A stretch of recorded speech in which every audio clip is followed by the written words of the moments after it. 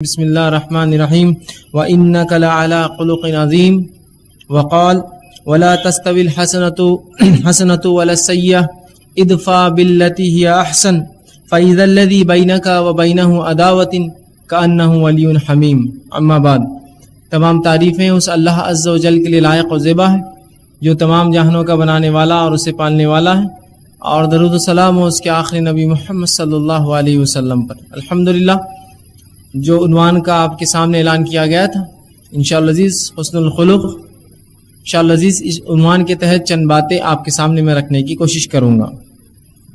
سب سے پہلی چیز تو یہ کہ حسن الخلق یا اخلاق کسے کہا جاتا ہے۔ اخلاق یہ وہ چیز ہوتی ہے، یہ وہ صفت ہوتی ہے جو انسان کے اندر اچھی عادتیں ہوتی ہیں، اس کو جو ہے اخلاق کہتے ہیں۔ ایک انسان جو ہوتا ہے اس کے اندر جو اچھی عادتیں ہوتی ہے، جو عادتیں ہوتی ہیں، اسے اخلاق کہتے ہیں۔ اور حسن الخلق یا حسن اخلاق کا معنی ہوتا ہے اچھی عادتیں جو ایک انسان کے اندر ہونی چاہیے۔ ٹھیک، تو آج انشاءاللہ عزیز میرا عنوان اسی پر ہوگا، حسن الخلق یا حسن اخلاق، کہ اچھے اخلاق، اچھی عادتیں کیا ہیں، کیسی ہونی چاہیے، اس کے ہونے کے فائدے کیا ہیں، اور نہیں ہونے سے کیا نقصانات ہوں گے۔ انشاءاللہ عزیز چند باتیں یا چند چیزیں اس بات پر، حسن اخلاق پر میں رکھنے کی روشنی ڈالنے کی کوشش کروں گا۔ تو بہرحال میں یہ سمجھتا ہوں کہ اخلاق کا معنی آپ سمجھ گئے، اس کا معنی ہے عادت۔ حسن الخلق کا معنی ہے اچھی عادتیں جو ایک مومن، ایک انسان میں ہونا چاہیے۔ اب دیکھیے، شریعت اسلامیہ یہ چاہتی ہے کہ ایک مومن جو انسان اس کو مانے، اس پر چلے، اس کے اندر جو اچھی عادتیں ہو، اور وہ اچھی عادتوں کا حامل ہو، اور بری عادتیں، بری خصلتیں، برے خصائل، بری چیزیں اس کی نفس میں نہ پائی جائے۔ اسی لیے شریعت اسلامیہ دیکھیں گے آپ ایسی تعلیم دیتا ہے انسانوں کو کہ وہ اپنی برائیوں کو اپنے آپ سے دور کرے اور اچھائیوں کو قبول کرے۔ بلکہ ابتدائی دور میں جب اسلام پھیلا تو اس کے پھیلنے کی واحد جو وجہ تھی وہ یہ تھی کہ مسلمان اچھے اخلاق کے حامل ہوتے ہیں، ان کے اخلاق اچھے ہیں، یہ غلاموں سے اچھا سلوک کرتے ہیں، یہ عورتوں سے اچھا سلوک کرتے ہیں، ان کے پاس بڑے اور چھوٹوں کا لحاظ ہے، ان کے پاس کھانے اور پینے کے ادب اور اخلاق ہیں، ان کے پاس اٹھنے بیٹھنے سونے جاگنے کے اخلاق ہیں، ان کے پاس حکومت کرنے معاش کے اور تجارت کے ان کے پاس اخلاق ہے۔ یہ قوم با اخلاق ہے، ان کے پاس کچھ دنیا کو دینے کے لیے ہے۔ تو یہ بنیاد بنی یاد رکھیے، اس لیے کہ جس زمانے میں اللہ کے رسول صلی اللہ علیہ وسلم کی بعثت ہوئی، دنیا گناہ میں، برائی میں، گندی خصلتوں میں ملوث ہو چکی تھی۔ کسی کو مقام نہیں دیا جاتا، کسی کا مرتبہ نہیں تھا، چاہے عورت ہو، چاہے مرد ہو، چاہے بڑا ہو، چاہے چھوٹا ہو، بس سب اپنی منمانی کرتے۔ اور اس دوران جبکہ شرک اور بدعت اور کفر ہر چیز بہرحال عام تھی، اس میں اللہ کے رسول صلی اللہ علیہ وسلم کے اللہ نے بعثت کی تاکہ انسانوں کو بتائے کہ اخلاق، اچھی عادتیں کیا ہوتی ہے، تاکہ اپنا پیغام، اپنی وحدانیت انسانیت تک یہ نبی اور رسول کے ذریعے اللہ پہنچا دے۔ تو بہرحال اخلاق جو ہے یہ بڑی اہم چیز ہے، یاد رکھیے، یہ اچھی عادتیں ہوتی ہے جو انسان میں ہونی چاہیے۔ شریعت یہ چاہتی ہے کہ ہر انسان اچھا ہو، ہر مومن اچھا ہو۔ اب دیکھیے، اچھی جو خصلتیں ہوتی، عادتیں ہوتی ہیں، یہ فطرتاً انسان میں نہیں ہوتی ہے۔ گو چند چیزیں اس کی فطرت میں پیدائش سے ہوتی ہے، لیکن اچھی عادتیں بنا کوشش کے پیدا نہیں ہوتی ہیں۔ اچھی عادتوں کے لیے کوششیں اور کاوشیں کرنا پڑتی ہے، اس کے لیے محنت کرنا پڑتی ہے۔ بغیر محنت کیے کہ اچھی خصلتیں، اچھی عادتیں ہم میں نہیں آئیں گی، یاد رکھیے۔ ٹھیک، اللہ ماشاء اللہ کہ اللہ رب العزت کسی کو پیدا کر دے سلیم الفطرت، ایک الگ مسئلہ ہے، لیکن عمومی اعتبار سے انسان کو اچھی خصلتیں، حسن الخلق، اچھی عادتیں سیکھنی پڑتی ہے۔ اور ہم جانتے ہیں انسان پر تربیت کے اثرات ہوتے ہیں۔ مثال کے طور پر ایک بچے کی پیدائش ہوئی، جس گھرانے میں اس نے آنکھ کھولی وہاں سب لوگ گالیاں دیتے ہیں، تو ظاہر سی بات ہے اس کے اثرات اس بچے پر یہ ہوں گے کہ وہ بھی گالیاں دینے والا بنے گا۔ لیکن ایک بچہ ایسے خاندان میں پیدا ہوا جہاں لوگ حق بولتے ہیں، سچ بولتے ہیں، اچھی بات کرتے ہیں، بری بات سے اجتناب کرتے ہیں، تو آپ دیکھیں گے وہ بچہ بھی اسی میں پرورش پا کر ویسا ہی بنتا ہے کہ حق بولتا ہے، اچھی بات کرتا ہے، اچھے اخلاق کا حامل ہوتا ہے۔ تو عادتیں جو ہوتی ہے اس کے اثرات بچوں پر ہوتے ہیں۔ ٹھیک ہے، تو اچھے اخلاق یاد رکھیے یہ دین اسلام میں بڑی اہمیت کا حامل ہے۔ ہم لوگ سمجھتے ہیں اخلاق بس کچھ تو بھی اس کی چھوٹی موٹی اہمیت ہوں گی، بس کر دیے تو ٹھیک، نہ کیے تو بہرحال کوئی گناہ نہیں ہوگا، بس نماز روزہ زکوٰۃ حج تو ہم کرتے ہی ہیں، بس اخلاق کا معاملہ کیا ہے دیکھا جائیں گا بعد میں۔ یاد رکھیے اخلاق بھی بڑی اہم چیز ہے، بڑی اہم چیز ہے۔ ٹھیک ہے، اور اچھے اخلاق سیکھنے سے آتے ہیں، اچھے اخلاق سکھانے سے آتے ہیں، اچھے اخلاق ماحول سے پیدا ہوتے ہیں، اور اس کے لیے کوششیں کرنا پڑتی ہے، کاوشیں کرنا پڑتی ہیں۔ ٹھیک ہے، اسی طرح اللہ کے رسول صلی اللہ علیہ وسلم نے اخلاق کے تعلق سے بہت ساری چیزیں ہمیں سکھائی۔ خود اللہ کے رسول صلی اللہ علیہ وسلم کے تعلق سے سورہ انبیاء میں اللہ نے فرمایا اور کہا لَقَدْ كَانَ لَكُمْ فِي رَسُولِ اللَّهِ أُسْوَةٌ حَسَنَةٌ کہ اللہ کے رسول صلی اللہ علیہ وسلم میں اے مسلمانوں تمہارے لیے بہترین نمونہ ہے. مطلب چاہے مرد ہو، چاہے عورتیں ہو، چاہے بچے ہو، چاہے بوڑھے ہو، اگر انسان ہے تو اس کے لیے اللہ کے رسول صلی اللہ علیہ وسلم بہترین آئیڈیل ہے، نمونہ ہے، ٹھیک ہے، جس کو دیکھ کر انسان اپنی زندگی گزار سکتا ہے. تو رسول اللہ میں ہمارے لیے ایک آئیڈیل ہے. آئیے اللہ کے رسول صلی اللہ علیہ وسلم کو ہم دیکھتے ہیں، آپ کی زندگی کو ہم دیکھتے ہیں، اور اگر زندگی کا مطالعہ کرے، سیرت کی ہم جو ہے کتابیں اگر اس کا مطالعہ کرے پڑھیں تو یہ بات ہمیں پتہ چلتی ہے کہ اللہ کے رسول صلی اللہ علیہ وسلم کی نبوی زندگی 23 سال کی تھی. آپ 23 سال نبی رہے، مکمل زندگی آپ کی 63 سال تھی، 63 ایئرس. تو ظاہر سی بات ہے 40 سال کی زندگی آپ کی غیر نبوی زندگی تھی، آپ کو نبوت نہیں ملی تھی اس زندگی کے اندر. لیکن اللہ کے رسول صلی اللہ علیہ وسلم کے بعد جو چیز، جو خصوصیت، جو خصائل آپ میں تھے وہ یہ تھے کہ آپ اچھے اخلاق کے حامل تھے. اور اس کی گواہی خود مشرکین مکہ اور ان لوگوں نے دی جو آپ کی دعوت کا انکار کرتے تھے. جس نے دعوت قبول کر لی ان کا تو معاملہ ہی الگ تھا، وہ تو جانثار تھے، لیکن جس نے آپ کی دعوت کا انکار کیا وہ بھی آپ کے اچھے اخلاق کے قائل تھے. اور علامہ ابن تیمیہ رحمہ اللہ کہتے ہیں، ان کا ایک مشہور جو ہے وہ ایک بات لکھتے ہیں اپنے فتاویٰ میں کہ اللہ کے رسول صلی اللہ علیہ وسلم کی جس طرح سے 23 سالہ زندگی نمونہ ہے، اسی طرح سے آپ کی بقیہ 40 سالہ ابتدائی زندگی بھی نمونہ ہے ہمارے لیے. اور تمام 40 سالہ زندگی اگر آپ دیکھیں آپ کی نبوت سے پہلے کی، وہ اچھے اخلاق پر تھی. اللہ کے رسول صلی اللہ علیہ وسلم کے اخلاق دیکھیے کہ لوگوں نے آپ کی دعوت تو قبول نہیں کی لیکن اخلاق کے قائل تھے. کہ جب آپ نے اسلام کی دعوت کھل کر لوگوں کو دی تو سب سے پہلی چیز جب آپ نے کہی کہ اگر میں تم سے کہوں کہ اس پہاڑ کے پیچھے کوئی فوج جو ہے گھڑ سوار کھڑے ہیں جو تم پر حملہ کرنے والے کہ تم مانو گے، تو کہا ہاں اے محمد صلی اللہ علیہ وسلم آپ کی بات ہم مانیں گے، اس لیے کہ آپ کو ہم نے صادق اور امین پایا، سچا اور امانت دار پایا. تو گویا آپ کے اخلاق سے وہ قائل تھے. اور صرف یہ ابتدائی میں دور میں نہیں، جب رسول اکرم صلی اللہ علیہ وسلم نے دعوت دے دی، اسلام کا پیغام پہنچایا، ان لوگوں نے آپ کو مارا، تکلیفیں پہنچائی، ایمان نہیں لائے آپ کی باتیں، اس کے باوجود بھی جب آپ نے ہجرت کی اور مکہ سے مدینہ گئے تو یہ واقعہ بڑا مشہور ہے کہ آپ نے حضرت علی بن ابی طالب رضی اللہ عنہ سے کہا تھا اے علی تم میرے بعد آنا تاکہ جن لوگوں کی امانتیں میرے پاس ہیں وہ دے کر آؤ. اور یہ امانتیں مسلمانوں کی نہیں تھی، یہ امانتیں کافروں کی تھی. تو آپ کی دعوت کا تو وہ انکار کر رہے تھے، خلاف تھے، لیکن آپ کی شخصیت، آپ کی خصلتوں سے ایسے جو ہے وہ جو ہے مانوس تھے کہ آپ صلی اللہ علیہ وسلم کے تعلق سے یہ تو پتا تھا یہ سچا اور امانت دار ہے. اگر یہ جس بھی دین کی دعوت دیتا ہے وہ الگ بات ہے، یہ دھوکہ کبھی نہیں دیں گا ہمیں، اس لیے اپنی امانتیں آپ کے پاس رکھتے تھے. دعوت کے قائل نہیں تھے وہ، آپ کی دعوت اسلام کو وہ قبول نہیں کر رہے تھے، لیکن آپ کے اخلاق سے اتنے متاثر تھے کہ وہ جھکے ہوئے تھے آپ کے سامنے اخلاق کی بنیاد پر کہ یہ نبی جھوٹا نہیں ہو سکتا ہے، یہ محمد صلی اللہ علیہ وسلم یہ جو جھوٹ نہیں کہہ سکتا ہے. اور یہی تو ایک وجہ تھی، اس سوچ پر بھی وہ پریشان تھے. یہ سوچتے تھے بار بار کہ یہ محمد صلی اللہ علیہ وسلم جس کے بال سفید ہم میں ہوئے ہیں اور جس نے کبھی پوری زندگی میں ایک مرتبہ بھی جھوٹ نہیں کہا ہے، وہ آج کیوں جھوٹ کہیں گا، آج اپنے رب کے بارے میں کیوں جھوٹ بولتا ہوں گا. اور بہت سی بار تو یہی وجہ بنی ان لوگوں کے اسلام لانے کی کہ یہ آدمی سچا ہے اور یہ جھوٹ نہیں بول سکتا، لہٰذا اس نے جو آج دعوت دے رہا ہے یہ دعوت بھی سچی ہے اس کی. تو اچھے اخلاق یہ فائدہ دیتے ہیں. اور برے اخلاق کا کیا ہوتا ہے حال؟ ایک انسان جو ہے نماز پڑھے، روزہ رکھے، زکوٰۃ دے، حج کرے، تمام کام کرے اور اس کے اخلاق اچھے نہ ہو تو کوئی اس کے نزدیک آنا بھی پسند نہیں کرتا ہے. جو آپ سے بد کلامی کرے، گندی بات کرے، گالیاں دے، ستائے، جو اچھے اخلاق اچھی عادتوں کا حامل نہ ہو، لوگ اس کے بازو بیٹھنا بھی پسند نہیں کرتے ہیں. تو اللہ کے رسول صلی اللہ علیہ وسلم کی ابتدائی زندگی اگر آپ دیکھیے، ہم اس کا مطالعہ کریں تو اچھے اخلاق، حسن الخلق، آپ صلی اللہ علیہ وسلم کی عادتوں سے، آپ کے اخلاق سے لوگ متاثر تھے، گو آپ کی دعوت کو وہ لوگ انکار کرتے تھے. اللہ رب العزت نے اس بات کی گواہی خود اپنی کتاب قرآن میں دی، اور سورہ قلم سورہ نمبر 68 آیت نمبر 4 میں اللہ نے فرمایا، جو آیت میں نے خطبے میں تلاوت کی، وَإِنَّكَ لَعَلَىٰ خُلُقٍ عَظِيمٍ، اے نبی ہم نے آپ کو اخلاق کے سب سے بلند مرتبے پر فائز کیا ہے. اے نبی آپ اخلاق کے معاملے میں سب سے اونچے مرتبے پر فائز ہیں، آپ سب سے اچھے اخلاق والے انسان. تو یہاں اللہ رب العزت نے اپنے نبی کی گواہی دی کہ نبی جو ہے وہ سب سے اخلاق کے بلند مرتبے، خلق عظیم کہا، سب سے اونچے مرتبے پر فائز تھے. مطلب اللہ کے رسول صلی اللہ علیہ وسلم سے زیادہ اچھے اخلاق کسی کے نہیں ہو سکتے، سب سے بہترین اخلاق تھے. آپ نے اخلاق کا آپ نمونہ تھے، آپ نے اخلاق کو مکمل کر کے انسانیت کو بتا دیا اخلاق کیا ہوتی ہے، اچھی عادتیں کیا ہے. لیکن یہ بات بھی افسوس سے کہنا پڑیں گی اور آپ لوگ بہرحال اس کی گواہی بھی دیں گے کہ آج امت مسلمہ اپنی بد اخلاقی سے پہچانی جاتی ہے. اپنی بری عادتوں سے اس کی شناخت ہے لوگوں کے اندر. ہم محلوں سے گزرے, آپ کا بھی گزر ہوتا ہوگا, میرا بھی گزر ہوتا ہے. یقیناً میرا مقصد یہ نہیں کہ کسی قوم کو تانا تشنی دوں, میرا مقصد یہ نہیں کہ ہم مسلمانوں کو یہ بتائیں کہ تم کچھ نہیں کر رہے ہو. مقصد یہ ہے کہ اس نصیحت کو اگر ہم سمجھیں اور تبدیل لانے کی کوشش کریں تو انشاءاللہ ہمارے لیے مفید ثابت ہوں گا.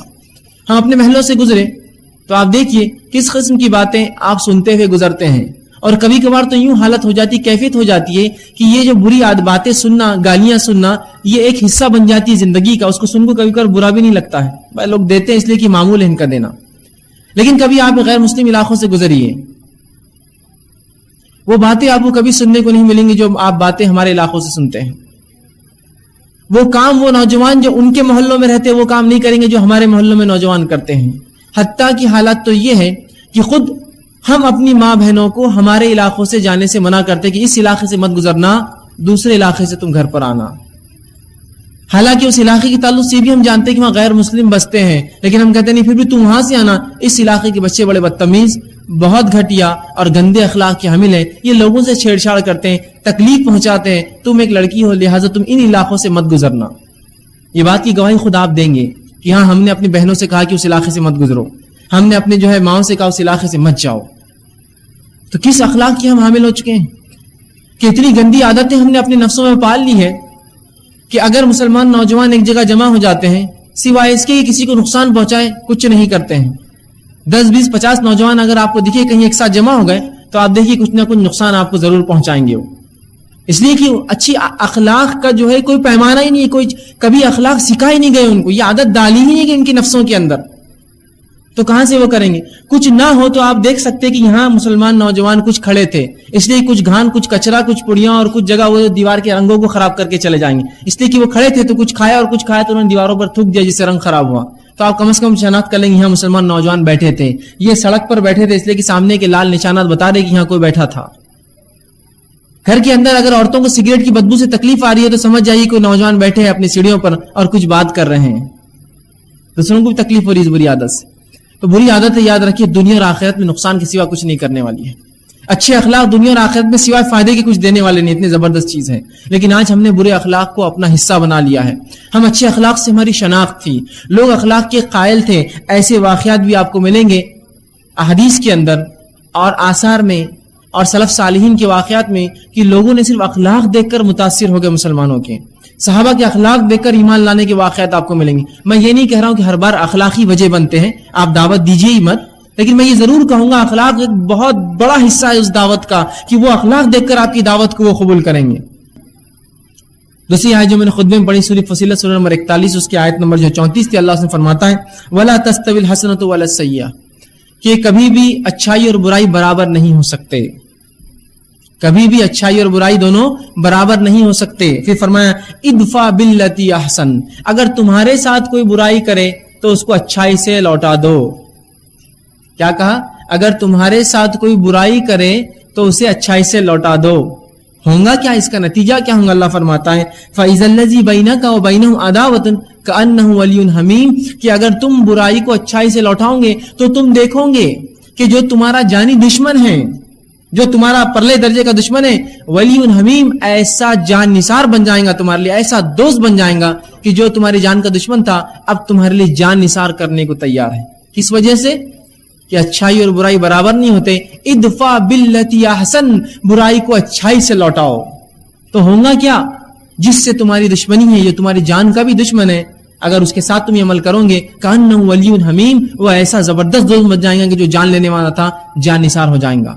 واقعہ سن لیجئے پھر ایک قرآن نے پیشکش کیے, رسول اللہ کی زندگی سے واقعہ دیکھ لیجئے. عمر ابن خطاب جب یہ کافر تھے تو بڑے پرلے درجے کے کافر تھے اور سخت اور مخلص تھے اپنے کفر کے اندر, اور اللہ کے رسول صلی اللہ علیہ وسلم سے ایسی نفرت تھی ان کی کہ ایک مرتبہ جب رسول اللہ کی دعوت کے بارے میں کسی نے بتایا بہت پھیل رہی ہے تو کہا آج تو محمد کو نہیں چھوڑوں گا میں صلی اللہ علیہ وسلم, کہا آج تو قتل کر دوں گا اس انسان کو, بہت ہوگا اس کا معاملہ. جانی دشمن نہیں ہے, یہ جانی دشمن ہے. اور اس کے بعد ہوتا کیا ہے, وہاں سے نکلتے ہیں اور جب جانے لگتے ہیں تو ایک صحابی راستے میں دیکھتے ہیں کہ عمر بڑے جوش اور جذبے میں دکھتے ہیں اور تلوار بھی ہاتھ میں لی ہے اور لگتا ہے کسی قتل کرنے نکلے ہیں. بھاپ لیتے ہیں سچویشن کو, حالات کو, اور کہتے ہیں عمر کہاں جا رہے ہو؟ تو کہا محمد صلی اللہ علیہ وسلم کی جان لینے. تو اب یہ صحابی سمجھ گئے کہ اللہ کے رسول پہ بات آ رہی، تو فوراً اس بات کو ٹالنے کے لیے کہا اپنے بہن اور بہنوئی کو تو پہلے دیکھ لو جا کر. یہاں مقصد ان کو تکلیف پہنچانا نہیں تھا، مقصد تھا رسول اللہ کی جان بچانا. کہا جاؤ اپنے بہن اور بہنوئی کو تو دیکھو، بڑے آئے اللہ کے رسول. کہا ایسا وہ بھی اس دین پر ہے؟ کہاں جاؤ دیکھ لو. اب ان کا دین چھپا ہوا تھا، لیکن چونکہ رسول اللہ کی جان پر بات آ رہی تھی فوراً جو ہے یہ کر دیا. اس لیے کہ صحابہ کو تعلیم ایسی تھی، وہ جانثار تھے رسول اللہ کے. انہوں نے سوچا یہ دو جان نہیں تو کیا ہو، رسول اللہ کی جان پر بات نہ آئے. وہ فوراً عمر گھر پہنچ گئے. اب یہ اللہ کے رسول صلی اللہ علیہ وسلم کی تعلیمات ان صحابہ کو بھی تھی جو عمر بن خطاب کی جو ہے بہن اور جو ان کے بہنوئی تھے، یہ ایمان لا چکے تھے. عمر بن خطاب گھر میں داخل ہوئے اور وہاں جو ہے ان کے بہنوئی جو ہے قرآن پڑھ رہے تھے. جا کر دروازہ توڑ دیا، سیدھا کھٹکھٹایا نہیں اور کہا کیا پڑھ رہے تھے تم؟ اور بہنوئی کو مارنا شروع کیا. جب دیکھا قرآن پڑھ رہے تھے اتنا مارا کہ اس کو جو ہے خونہ خون کر دیا. جب بہن نے یہ دیکھا تو بیچ میں داخل ہوئی اور عمر کا ایک ہاتھ بہن کے سر پر پڑا جس سے جو ہے اس کے سر سے خون جانے لگا. اب عمر کو برا لگا کہ کیسی عجیب بات ہے، اپنی بہن پر میں نے ہاتھ اٹھا دیا. ٹھیک ہے، اس بہن نے کہا کہ عمر تم کو جو چاہے تم کو کرنا ہے کر لو، اس دین سے ہم نہیں پھر سکتے. تو کہا کیا پڑھ رہے تھے تم، کیا چیز تھی تمہارے پاس؟ تو کہا ہم قرآن پڑھ رہے تھے، سورہ طٰہٰ وہ پڑھ رہے تھے. پھر کہا مجھے سناؤ. تو عمر ابن خطاب کو جو ہے سورہ طٰہٰ سنائی گئی. پھر آپ کا دل نرم ہوا اور پھر یہی عمر ابن خطاب تھے جو اللہ کے رسول صلی اللہ علیہ وسلم کے لیے جان دینے کے لیے تیار تھے. ہے کہ نہیں یہ واقعہ؟ تو جب اخلاق سے دیکھیے، آپ جب برائی کو اچھائی سے لوٹائیں گے، احسن اچھا بدلہ دیں گے، تو جو جانی دشمن بھی ہے آپ کا وہ بھی آپ کا دوست بن جاتا. ولی حمیم، وہ آپ کا جانثار بن جائیں گا جو آپ کی جان لینے پر تلا تھا. تو اچھے اخلاق یاد رکھیے، اس کی بڑی اہمیت ہے شریعت میں. آئیے اللہ رب العزت دوسرے مقام پہ فرماتا ہے، قرآن کے اندر کہتا ہے وَسَارِعُوا إِلَىٰ مَغْفِرَةٍ مِّن رَبِّكُمْ وَجَنَّاتٍ أَرْضُهَا السَّمَاوَاتُ وَالْأَرْضُ أُعِدَّتْ لِلْمُتَّقِينَ.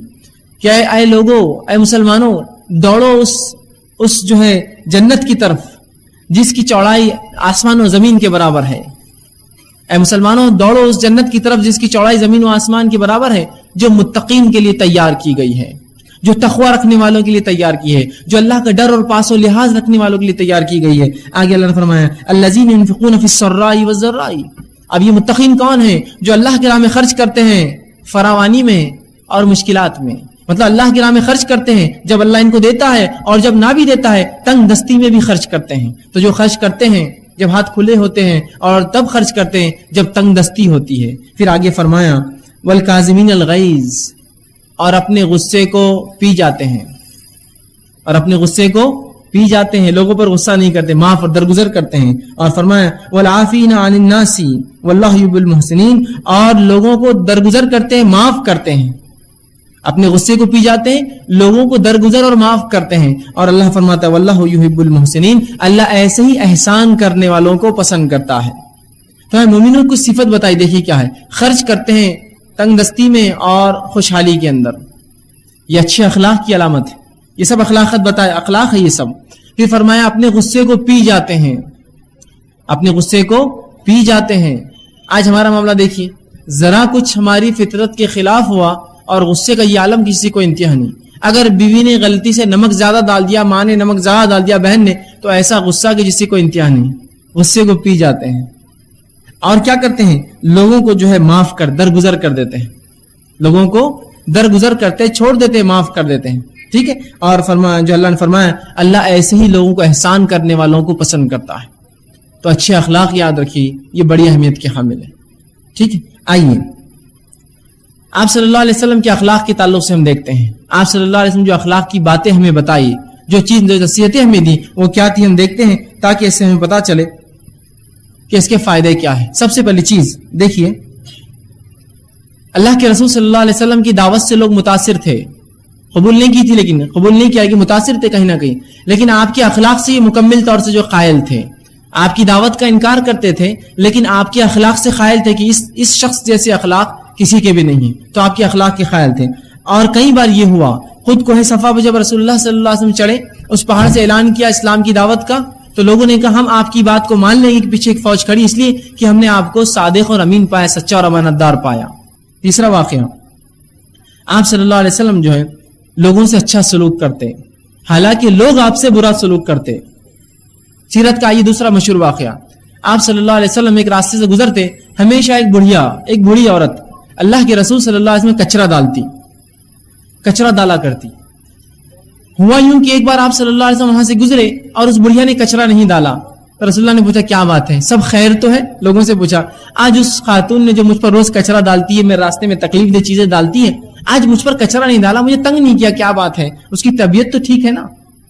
ادفع باللتی احسن, آپ برائی کو اچھائی سے لوٹا رہے ہیں. وہ روز کچرا ڈالتی, تکلیف دیتی ہے, ایک دن نہ ڈالا تو آپ یہ نہیں کہہ رہے کہ آج میں بچ گیا, یہ کہہ رہے کہ بیمار تو نہیں بیچاری, روز مجھے تکلیف دیتی تھی, کہاں ہے آج وہ؟ تو کہاں اللہ کے رسول بیمار ہے واقع میں. وہ رسول اکرم صلی اللہ علیہ وسلم فوراً پہنچے, اس کی تیمارداری کی, بیمار پرسی کی کہ یہ بیمار ہے, کیا ہوا؟ وہ خاتون اتنی متاثر ہوئی کہ جس شخص کو میں روز تکلیف دیتی ہوں, کاٹے ڈالتی ہوں, ایذا پہنچاتی ہوں, آج میں نے اس کو تکلیف نہ دی تو آ کر میری طبیعت پوچھتا ہے وہ شخص, اور اس نے اسلام قبول کیا. دیکھ رہے ہیں آپ اخلاق آپ صلی اللہ علیہ وسلم کی, کہ جو آپ کو تکلیف دیتا ہے, ایذا دیتا ہے, آپ جواب میں کیا دیتے ہیں اس کو؟ اس کی بیماری جا کر بیمار پرسی کر رہے کہ تم کیسے ہو, طبیعت ٹھیک تو ہے؟ اس لیے کہ روز تم کچرا ڈالتی ہو, آج کچرا نہیں ڈالا تم نے مجھ پر, تو مجھے فکر ہوئی کہ کہیں تم بیمار نہ ہو. اندازہ لگائیے آپ کیا اخلاق تھے آپ صلی اللہ علیہ وسلم کی. آئیے اسی طرح آپ صلی اللہ علیہ وسلم کے اخلاق سے یہود بھی قائل تھے, جو آپ صلی اللہ علیہ وسلم کے ساتھ مشرکین کے ساتھ یہود بھی تھے. ایک مرتبہ کا واقعہ ہے کہ آپ صلی اللہ علیہ وسلم کے نزدیک گھر کے پاس ایک یہود رہتا تھا مدینے میں, اور اس کا ایک لڑکا تھا جو آپ صلی اللہ علیہ وسلم کو بڑا دیکھتا رہتا تھا. آپ صلی اللہ علیہ اخلاق سے بڑا جو ہے وہ متاثر تھا. وہ اتنا بیمار ہو گیا شدید وہ لڑکا کہ اس کی موت کا وقت قریب آ گیا. رسول اکرم صلی اللہ علیہ وسلم جب پتا چلا کہ اس کا موت کا وقت قریب ہے, آپ فوراً پہنچ گئے. یہ میں کسی مسلمان کے اور شہر اور بستی کے سب سے بڑے انسان کی بات نہیں کر رہا ہوں, ایک یہودی لڑکا. آپ اس کی بیماری کی خبر سن کے رہ نہ سکے, فوراً پہنچ گئے اور اس کے پاس پہنچ کر اس کی بیمار پرسی کی, کیسے ہو, کیا مسئلہ ہے, اور وہ بالکل موت کے قریب تھا.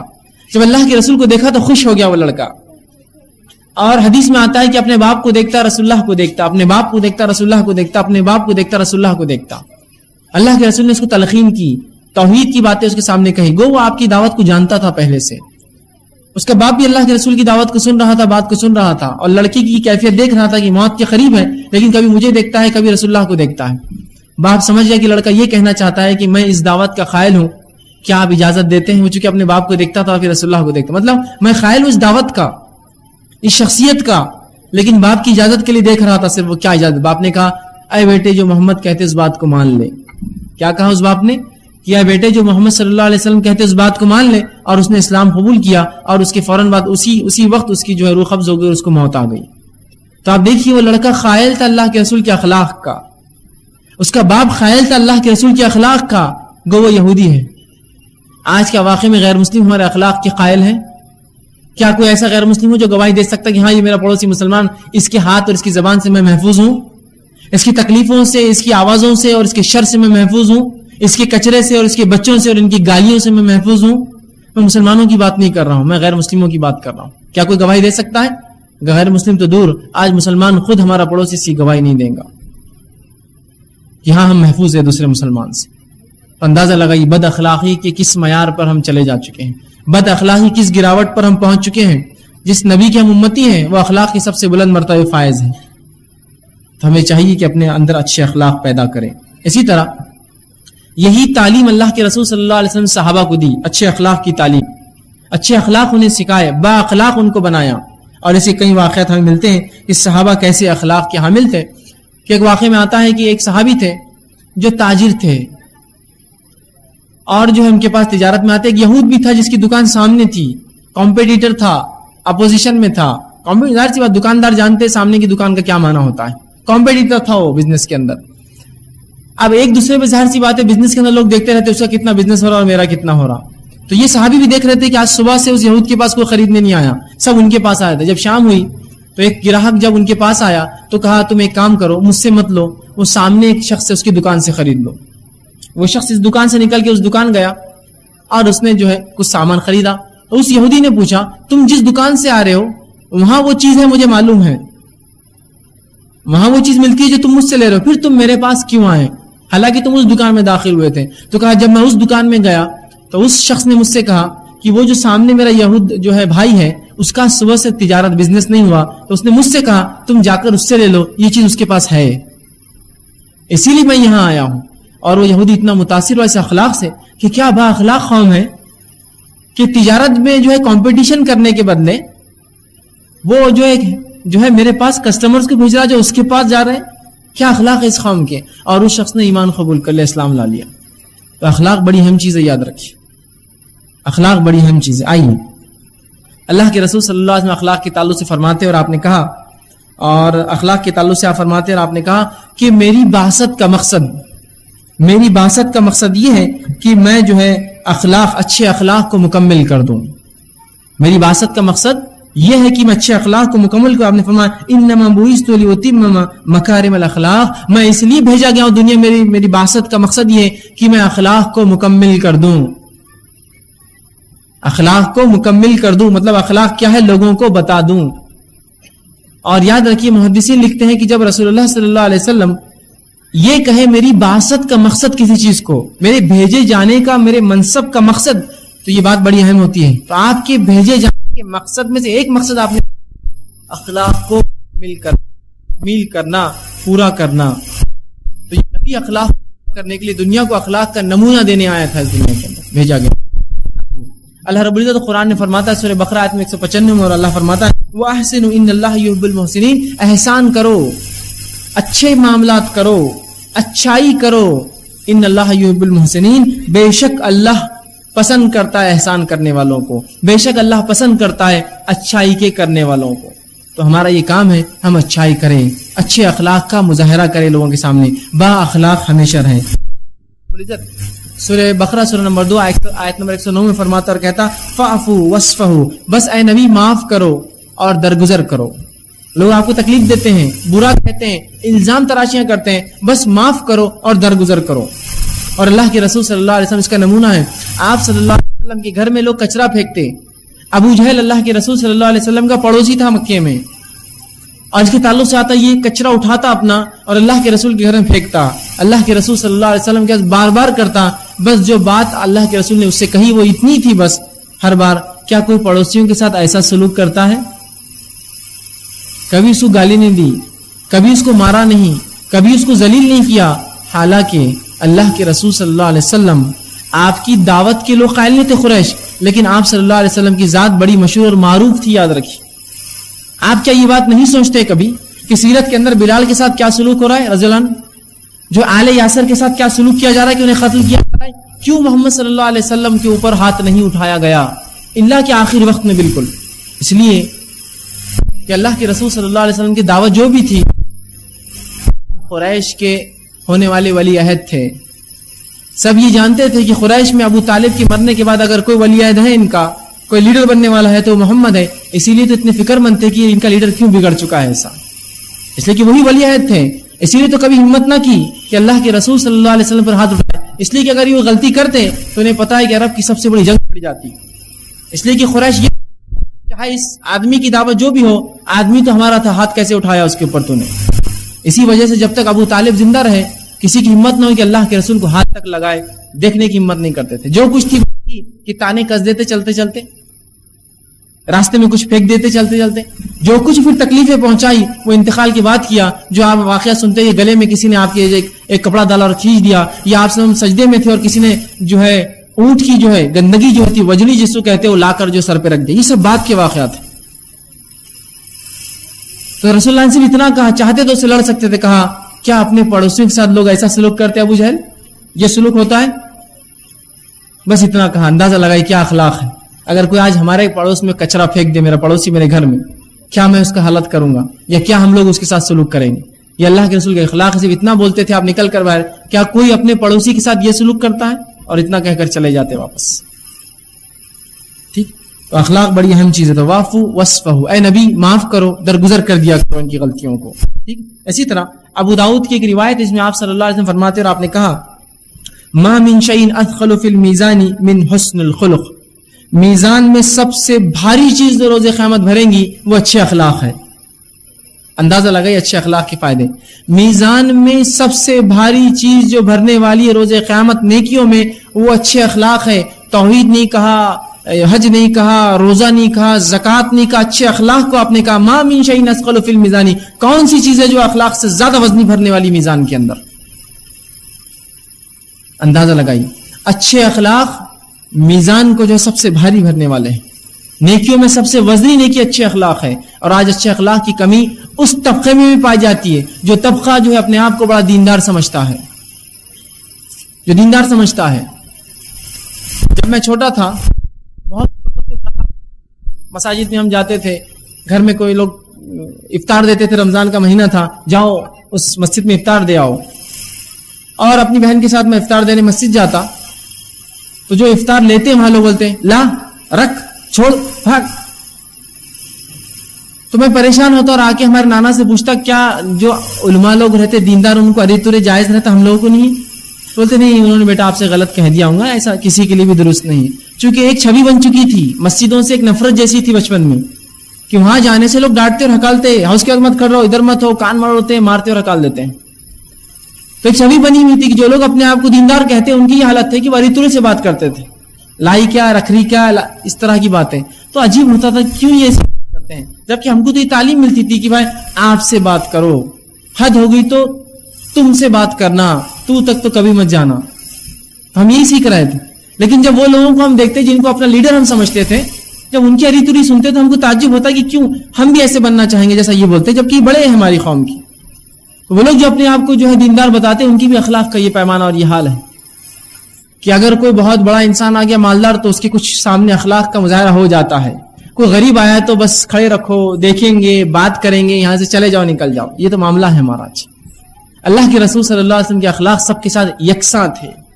آپ غریبوں سے وہی معاملہ کرتے تھے، مالداروں سے وہی معاملہ کرتے تھے. معلوم آپ کے بڑے اچھے بہترین اخلاق تھے. آپ کسی کے ساتھ یہ نہیں کہ اس کی مالداری پہ اس کو اخلاق بتاؤ یا کسی کے مال و دولت پر یا جو کسی چیز پر. اور آج معاملہ ہمارا یہی ہے، ہم جو کچھ اخلاق کا مظاہرہ کرتے ہیں وہ صرف مالداروں کے سامنے کرتے ہیں.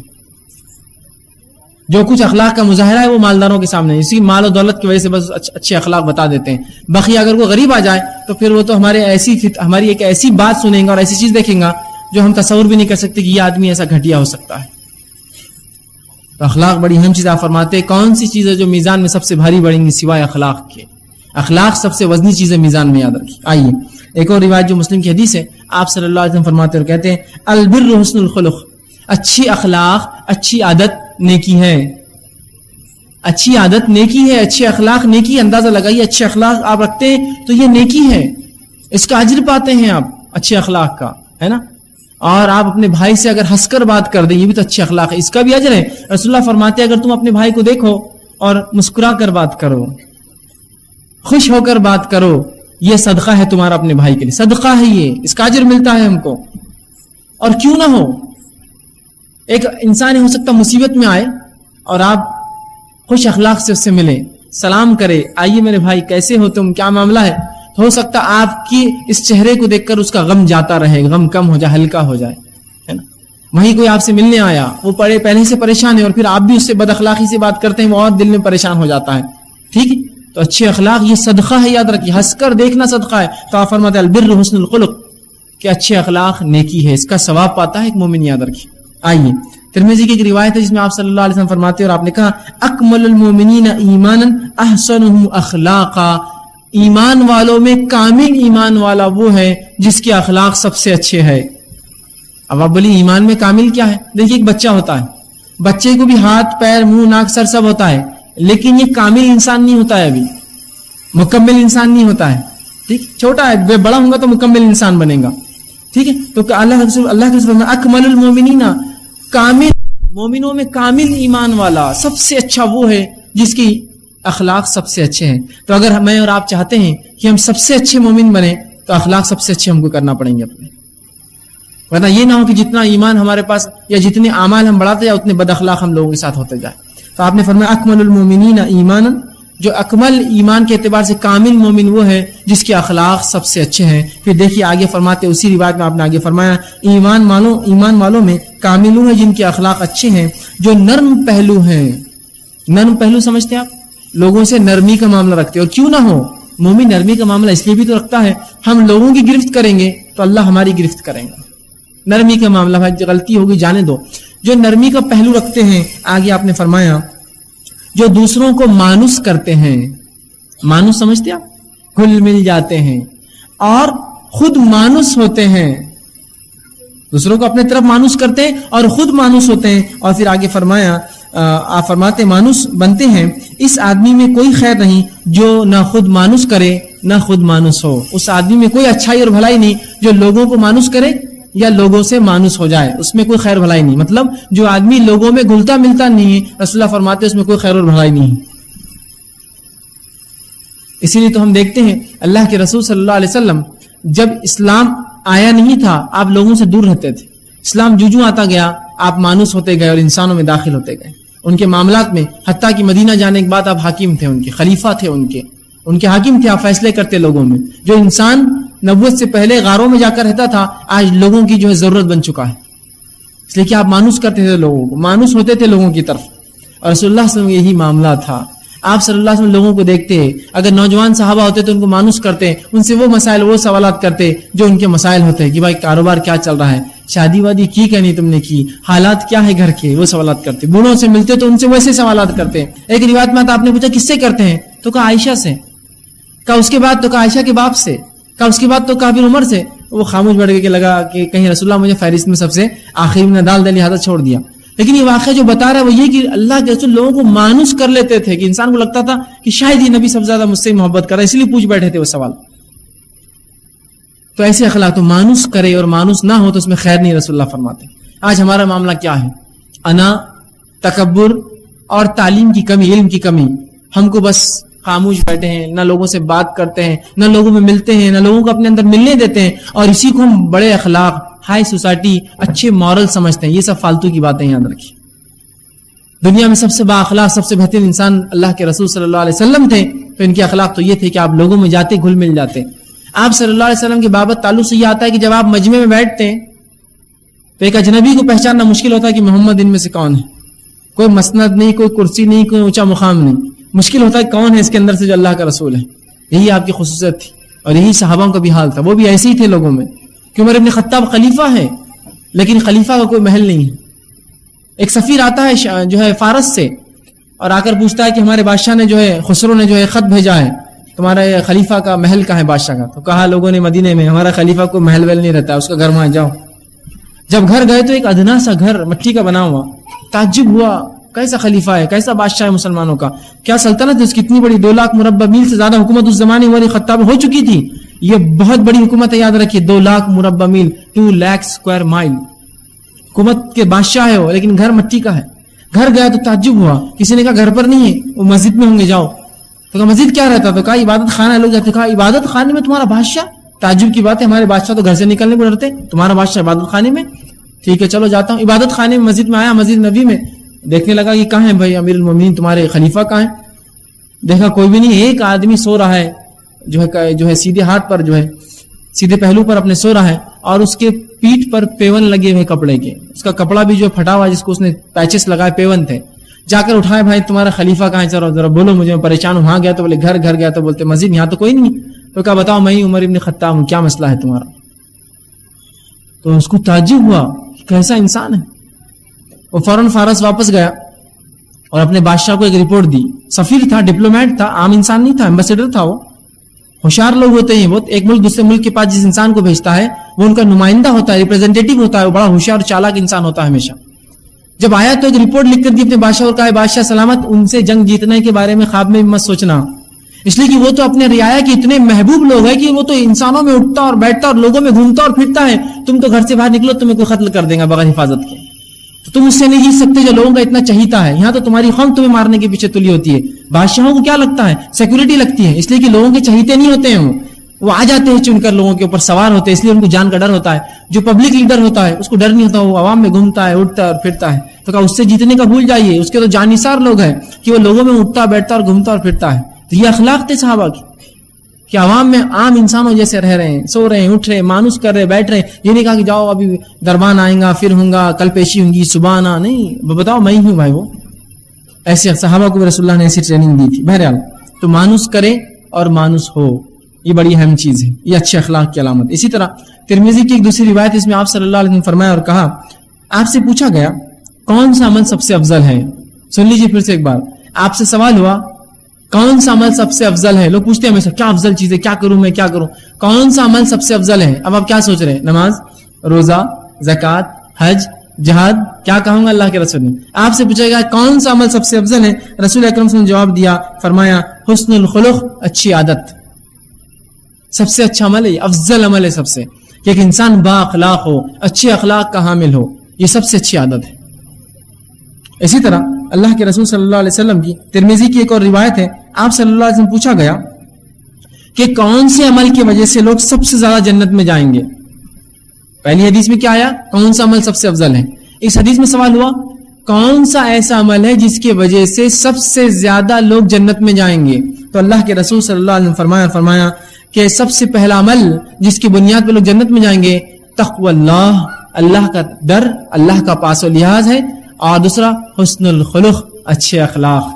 دیکھیے اس حدیث میں یہ نہیں کہا کہ تقوی کے بعد نماز, اور کہا اچھے جو ہے اللہ کا تقوی, اللہ کا ڈر, اور دوسرا فرمایا حسن الخلق, اچھے اخلاق. یہ دو عمل والے سب سے زیادہ جنت میں جائیں گے. اس عمل کی بنیاد پر سب سے زیادہ لوگ جنت میں جائیں گے کہ اللہ کا ڈر رکھتے تھے اور اچھے اخلاق کے حامل تھے. دیکھیے تو اچھے اخلاق کا کیا مقام. آئیے اسی طرح بخاری کی روایت ہے, آپ صلی اللہ علیہ وسلم فرمایا اور کہا روز قیامت میرے محبوب ترین, نزدیک ترین لوگ وہ ہوں گے جن کے اخلاق سب سے اچھے تھے. روز قیامت میرے محبوب ترین, مجھ سے سب سے نزدیک لوگ وہ ہوں گے جو اخلاق میں سب سے اچھے تھے. تو اللہ کے رسول صلی اللہ علیہ وسلم سے اگر چاہتے ہیں کہ آپ کی ہم کو جو ہے وہاں جو ہے آپ صلی اللہ علیہ وسلم کی صحبت ملے, یا ہم آپ کے آس پاس رہے, تو رسول اللہ فرماتے ہیں کہ میرے نزدیک سب سے زیادہ محبوب ترین نزدیک لوگ وہ ہوں گے جو اخلاق میں سب سے اچھے ہوں گے. تو اخلاق کا فائدہ دیکھیے. اسی طرح آپ صلی اللہ علیہ وسلم فرماتے ہیں, ابو داؤد کی روایت ہے, اس میں آپ نے فرمایا آدمی اپنے حسن اخلاق کی وجہ سے بدولت رات میں نمازیں پڑھنے والے اور دن میں روزے رکھنے والے سے جو ہے کے برابر مرتبہ حاصل کر لیتا ہے. آدمی اچھی اخلاق کی بنیاد سے رات بھر جو انسان نماز پڑھے اور ہر روز جو روزہ رکھے اس کے برابر مقام حاصل کر لیتا ہے. کس وجہ سے؟ اچھی اخلاق سے. جو انسان رات بھر نمازیں پڑھتا, دن بھر روزے رکھتا ہے, تو ایک انسان جو اچھے اخلاق کا حامل ہے اور 5 وقت نماز فرائض کا عمل کرتا ہے, لیکن اتنی نمازیں اور اتنے اضافی عمل نہیں ہوتے ہیں, لیکن اگر اچھے اخلاق کا حامل ہے تو وہ اس شخص کے برابر نیکیوں میں ہو جاتا ہے جو رات رات نماز پڑھتا ہے اور دنوں کو روزے رکھتا ہے. دیکھیے اچھے اخلاق کے فائدے. سب سے وزنی عمل یہ ہے, یہ نیکی اپنے آپ میں, رسول اللہ کی صحبت ملیں گی, نزدیکی اور محبوب ہے رسول اللہ کے لوگ جو اچھے اخلاق کے حامل ہیں. کتنے اس کے فوائد ہیں. سب سے افضل عمل ہے یہ, جنت میں جانے کے دوسرا نمبر پہ یہ باعث ہے. جنت میں جانے کے لیے جو دو چیزیں بتائی, سب سے زیادہ لوگ تقوی کی وجہ سے, اور دوسرا اچھے اخلاق کی وجہ سے جائیں گے. اچھے اخلاق بڑی اہم چیز ہے. آئیے اسی طرح جامع زوائد کی ایک روایت ہے, ام سلمہ رضی اللہ عنہا نے اللہ کے رسول صلی اللہ علیہ وسلم سے ایک سوال کیا. چونکہ ان کا نکاح اللہ کے رسول صلی اللہ علیہ وسلم کے ساتھ ہوا تھا, تو ان کے دل میں ایک دن ایک سوال آیا کہ میں تو پہلے سے شادی شدہ تھی, یہ طلاق شدہ تھی, ان کی بیوہ تھی, ان کے شوہر کا انتقال ہو گیا تھا. تو ان کے ذہن میں ایک بار سوال آیا کہ روز قیامت میں کس کے ساتھ رہوں گی. ظاہر سی بات ہے, اب میرے 2 شوہر ہیں, ایک شوہر کا انتقال ہو چکا ہے, دوسرے اللہ کے رسول ہیں. تو سوال آیا میں کس کے ساتھ جنت میں رہوں گی. اور صحابیات جو تھی ایک دم سیدھے سوال نہیں کرتی, ظاہر سی بات ہے شوہر اللہ کے رسول, ان کے سیدھے سوال نہیں کیا, اور یوں پوچھا ایک بار, اے اللہ کے رسول, ایک عورت ہے, ایک بیوی ہے جس کے 2 شوہر تھے, ایک انتقال کر کے اس نے دوسرا نکاح کری, اور دونوں جنت میں چلے جائیں گے, تو بیوی کس کے ساتھ رہیں گی. ایک عورت ہے جس کے 2 شوہر ہیں, ایک پہلا نکاح ہوا, طلاق ہو گئی یا انتقال ہو گیا, انتقال ہو گیا اس کا, اور اس کے بعد جو ہے اس نے دوسرا نکاح کیا. اب وہ دونوں میں سے وہ بیوی کس کے ساتھ رہیں گی. تو اللہ کے رسول صلی اللہ علیہ وسلم نے فرمایا اور کہا کہ وہ بیوی اس شوہر کے ساتھ ہوں گی جنت میں جس کے اخلاق اچھے تھے. کیا فرما رہے ہیں آپ؟ وہ بیوی اس شوہر کے ساتھ ہوں گی جنت میں جس کے اخلاق اچھے تھے. ام سلمہ رضی اللہ عنہا کو تعجب ہوا, کہا کہ اخلاق کی وجہ سے اس کو مل جائیں گی. تو اللہ کے رسول صلی اللہ علیہ وسلم فرمایا, آپ نے فرمایا دنیا اور آخرت کی ساری بھلائیاں اچھے اخلاق والوں کو حاصل ہے. دنیا اور آخرت کی ساری بھلائیاں اچھے اخلاق والوں کو حاصل ہے. دنیا میں بھی فائدے اٹھائیں گے وہ, اور آخرت میں فائدے اٹھائیں گے. اور کیوں نہ ہو, اچھے اخلاق والے لوگوں کے لوگ عزت کرتے ہیں, لوگ اپنی عزت ہو بول کر لوگوں کو مناتے ہیں. یہاں اچھے اخلاق والوں کی لوگ عزت کرتے ہیں. اچھے اخلاق والوں کے معاملات لوگ ان سے اچھے کرتے ہیں, لوگ ان سے اچھا سلوک کرتے ہیں, ان کی غلطیوں کو درگزر بھی کر دیتے ہیں کبھی کبھار. اچھے اخلاق کی یاد رکھیے, بڑے فائدے ہیں, بڑے فائدے ہیں. آپ اچھے اخلاق کا مظاہرہ کیجئے, آپ کو اللہ یوں نتیجے دے دیتا ہے اس کے دنیا میں. ایک واقعہ سناتا ہوں. بہرحال میرے ہی ساتھ وہ واقعہ ہوا تھا. وہ یوں کہ ایک مرتبہ گاڑی پر سواری کرتے ہوئے ہم جو ہے ایک مقام پر جا رہے تھے, ہمارے دوست جو ہے ساتھ تھے, اور ہم ایک جگہ گئے اور گاڑی کا جو ہے مڈ فلیپ پیچھے گاڑی کے آتا ہے ٹو ویلر کی, جس سے دھول مٹی اور جو ہے کیچڑ نہ اڑے پیچھے والے پر, ایک مڈ فلیپ ہوتا ہے, تو وہ ٹوٹ گیا تھا. ہم مڈ فلیپ لینے کے لیے ایک مقام پر گئے, اس دکان سے مڈ فلیپ لے کے لگا دیا اور وہاں سے نکلے. اب بس دکان سے نکلے اور ایک سگنل پہ آئے, پیچھے سے گاڑی والا اور اس نے مار دیا اس پر, اور وہ پھر ٹوٹ گیا, وہ مڈ فلیپ وہیں ٹوٹ گیا. تو جو میرے دوست گاڑی چلا رہا تھا اس نے کہا کون ہے وہ, اس کی تو میں نے کہا جانے دو, اب چھوڑو. میں نے کہا اب لڑ کر کیا فائدہ, ایک نقصان تو یہ کہ ہم سڑک پر سگنل پہ کھڑے ہیں, دوسرا نقصان یہ کہ علاقہ بھی ہمارے لیے معقول نہیں ہے کہ ہم لڑے. بہرحال پرانا واقعہ میرے کالج کا کہ معقول نہیں, یہ لوگ زیادہ دکھ رہے تو اپنے کو مار پڑ جائیں گے, تو تھوڑا یہ اچھے اخلاق مجبوری میں بھی اپنائے تو فائدہ ہوتا ہے, یہ یاد رکھیے. میں نے کہا جانے دو یار, ہو گیا, چلو جان دو, درگزر کرو اس کو. رہنے اب بھی ڈالے تھے نہ, میں نے کہا چلو چھوڑو, غلطیاں معاف کرو تو ہو سکتا ہے اللہ ہماری غلطیاں معاف کرے. اب وہاں سے ہم وہی کہتے نکلے اور وہ چڑچڑاہٹ میں گاڑی چلا رہے ہیں, ارے ایسا نہیں کرنا, اور اتنے میں دوسرے سگنل پہ وہ صاحب گئے اور سامنے والی گاڑی کو مار دیا اور اس کا مڈ فلیپ توڑ دیا. اسی ایک سگنل پہ ہی ہوا, دوسرے سگنل میں ہوا, اور وہ شخص پلٹا جو کہ غیر مسلم تھا, دیکھا, اور میں نے اس کو دیکھا بھائی صاحب غلطی ہو گئی, کہا ارے کوئی بات نہیں یار, چھوٹی سی چیز اس کے لیے کہاں لڑتے بیٹھے, جانے تو ٹوٹ گیا تم سے تو ڈال لوں گا میں نے کہا دیکھو بچ گئے, اس کو معاف کیے تو یہاں معافی مل گئی. اگر اس کو پکڑتے شاید وہاں اس کو مارتے تو یہاں مار کھانے والے شور تھے, کہ تو وہاں اس کی غلطی تھی تو یہاں ہماری غلطی تھی. تو اچھے اخلاق کا دیکھیے, مجبوری میں بھی آپ اپنا تو فائدے ہوتے ہیں اس, اور دنیا میں اس کے فائدے مل جاتے ہیں, اور آخرت کے فائدے تو بہرحال کہیں اس کے باقی ہیں. تو اچھے اخلاق کو اپنا شعار بنائیے, اس سے فائدہ یہ ہوتا ہے کہ دنیا میں بھی فائدہ, تمام خیر حاصل ہوتا ہے, آخرت میں بھی اچھے اخلاق والوں کو خیر حاصل ہے, یاد رکھیے. اسی طرح مسلم کی ایک روایت ہے, آپ صلی اللہ علیہ وسلم فرماتے ہیں اور کہتے ہیں تم میں سب سے اچھے وہ ہیں جن کے اخلاق سب سے اچھے ہیں. پیمانہ اچھا انسان کون ہے؟ تم میں سب سے اچھے وہ ہیں جن کے اخلاق سب سے اچھے ہیں. ٹھیک, لیکن ہر بار یاد رکھیے جب قرآن حدیث کی بات ہوتی ہے تو لوگ ہر بار دوسروں کو اس پیمانے میں ڈالتے, اپنے آپ کو نہیں ڈالتے ہیں. جب حدیث میں یہ آ رہا کہ پڑوسی سے اچھا سلوک کرو تو آپ بولتے میرا پڑوسی خراب ہے. سوال یہ تم بھی تو کسی کی پڑوسی ہو, تم کیسے ہو؟ لوگوں کو معاف کرو, ہے نا, تو بولتے دیکھو میں نے غلطی کیا, اس نے معاف نہیں کیا. سوال یہ تم نے معاف کیا کہ لوگوں کو جب ان سے غلطی ہوئی؟ تو ہر بار ہم دوسروں کو ڈالتے, کبھی بھی دوسروں کو نہیں ڈالنا چاہیے, اپنی نفس کو ڈالنا چاہیے اگر کوئی غلطی یا کوئی گناہ کی باتیں ہو رہی ہے. اسی لیے ہم دیکھتے ہیں سلف صالحین علماء جو سلف میں سے تھے, اسلاف تھے ہمارے, جب وہ کسی گناہ کے بارے میں لکھتے تو ضرور یہ کہتے اللہ سب سے پہلے مجھے اس گناہ سے بچا, چونکہ میں لکھ رہا ہوں اس کے بارے میں, اللہ مجھے میری حفاظت کرے اس گناہ میں. جب تقریر واز کرتے تو کہتے اللہ مجھے ان گناہوں سے بچانا جن کے بارے میں لوگوں کو میں تاکید کر رہا ہوں کہ وہ نہ کرے. اپنی نفس کو ڈالیے. ابوبکر صدیق رضی اللہ عنہ ایک بار سڑک سے جا رہے تھے, ایک صحابی کو دیکھا بڑے پریشان تھے, کہا کیا ہوا؟ تو کہا مجھے لگتا ہے میں منافق ہو گیا. تو ابوبکر صدیق کہتے ہیں مجھے بھی لگتا ہے میں بھی منافق ہو گیا. یہ نہیں کہ دوسروں کو کہہ رہے تو منافق ہو, اپنے آپ کو ڈر رہے کہ میں منافق تو نہیں ہوگا, مجھ سے غلطیاں تو نہیں ہو رہی, تو اپنی نفس کو ڈالنا چاہیے. تو جب میں اچھے اخلاق کی بات کر رہا ہوں تو آپ یہ مت سوچیے وہ آدمی کتنا برا ہے, یہ سوچیے میں نے اس کو کیا دیا نمونہ. اگر میں اچھا ہوں تو لوگ بھی میرے ساتھ اچھے ہوتے ہیں, میں اچھا کلام کروں تو لوگ میرے ساتھ اچھا لگا, میں معاف کروں تو لوگ مجھے معاف کرتے ہیں میری غلطیوں پر. یہ بڑی اہم بات ہے. ٹھیک, اسی طرح مائی عائشہ رضی اللہ عنہا سے ایک بار سوال ہوا کہ اللہ کے رسول صلی اللہ علیہ وسلم کے اخلاق کیسے ہیں, آپ کی عادت اطوار معاملات کیسے ہیں, آپ کے اخلاق کیسے ہیں؟ تو مائی عائشہ رضی اللہ عنہا نے جواب دیا, کہا کیا قرآن نہیں پڑھا؟ کیا تم لوگوں نے قرآن نہیں پڑھا جو رسول اللہ کے اخلاق کے بارے میں مجھ سے پوچھتے ہوں؟ اللہ کے رسول صلی اللہ علیہ وسلم کے اخلاق قرآن ہیں. مطلب قرآن میں جو عفو, درگزر, معافی, لوگوں کو جو ہے غصے کو ختم کر دینا, اللہ کی راہ میں خرچ کرنا, لوگوں کی مدد کرنا, رسول اللہ اس معاملے میں آگے تھے, اس معاملے میں بہت آگے تھے. ٹھیک, تو رسول اللہ کی زندگی آپ نے کہا قرآن ہے.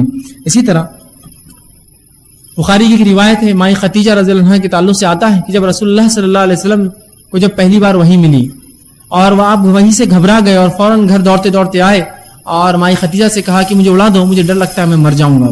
کیونکہ آپ نے ایک ایسی چیز دیکھی تھی جس کے تعلق سے آپ ڈر گئے, گھبرا گئے, جبرائیل علیہ السلام کو آپ نے دیکھا تھا, میں مر جاؤں گا. تو مائی خدیجہ دیکھیے کیسا سہارا دیتی ہے. اس میں اس واقعے میں عورتوں کے لیے بھی ایک نمونہ ہے کہ اپنے شوہر کے ساتھ کیا معاملہ کریں. تو مائی خدیجہ رضی اللہ عنہا کہتی جب اللہ کے رسول آئے اور کہا تو آپ نے فرمایا اور رسول اللہ سے کہا اللہ آپ کو رسوا نہیں کرے گا. کیا کہا اپنے شوہر سے؟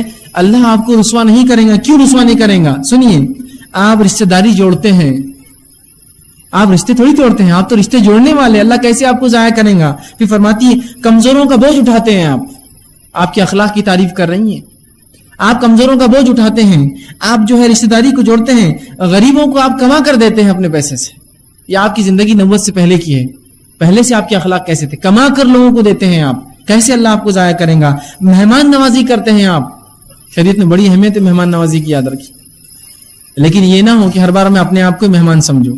میزبان بھی ہوتے ہیں آپ کبھی، مہمان نوازی. تو آپ لوگوں کی مہمان نوازی کرتے ہیں، جب مہمان آتے ہیں ان کی عزت اکرام کرتے ہیں. اور پھر فرمایا مصیبت میں لوگوں کی مدد کرتے ہیں، آپ سچ بولتے ہیں، اللہ آپ کو ضائع نہیں کرے گا. آپ لوگوں کی امانتیں لوٹاتے ہیں لوگوں کو. دیکھیے پورے اخلاقیات کی باتیں ہیں. آج اپنی زندگی میں دیکھیے کیا رشتے جوڑنے میں معاملہ ہے ہمارا ویسا؟ کیا لوگوں کی مدد کرتے اپنے مال سے کبھی ہم؟ کیا کسی کا بوجھ اٹھاتے ہم دور سے کھڑے کے وہ کرتے ہیں؟ اچھے اخلاق کا کم از کم مظاہرہ تو کیجیے. ایک انسان ہے، اس کی مجبوری آپ کو نہیں پتا ہے، گاڑی پر نکل گیا کچھ سامان لے کر جو پانی میں بھیگ سکتا ہے، بارش کے دن چل رہے ہیں، آپ کے سامنے سے گزر رہا ہے، بارش تیز شروع ہو گئی، بھاگ رہا ہے بیچارہ سامان اٹھانے کے لیے، لوگ کھڑے ہیں ایک جگہ، کائے کو نکلنا تھا باہر؟ وہ پریشان ہے، اس کی مجبوری نہیں معلوم، ہو سکتا ہے اس کا آرڈر ہو سکتا ہے اس کی مجبوری، ہو سکتا ہے ضرورت ہو سامان لے جانا، آپ کو نہیں معلوم. سمجھتا نہیں تھا کہ بارش میں لے کے نہیں نکلنا، نکلے تھے تو فلاں نہیں.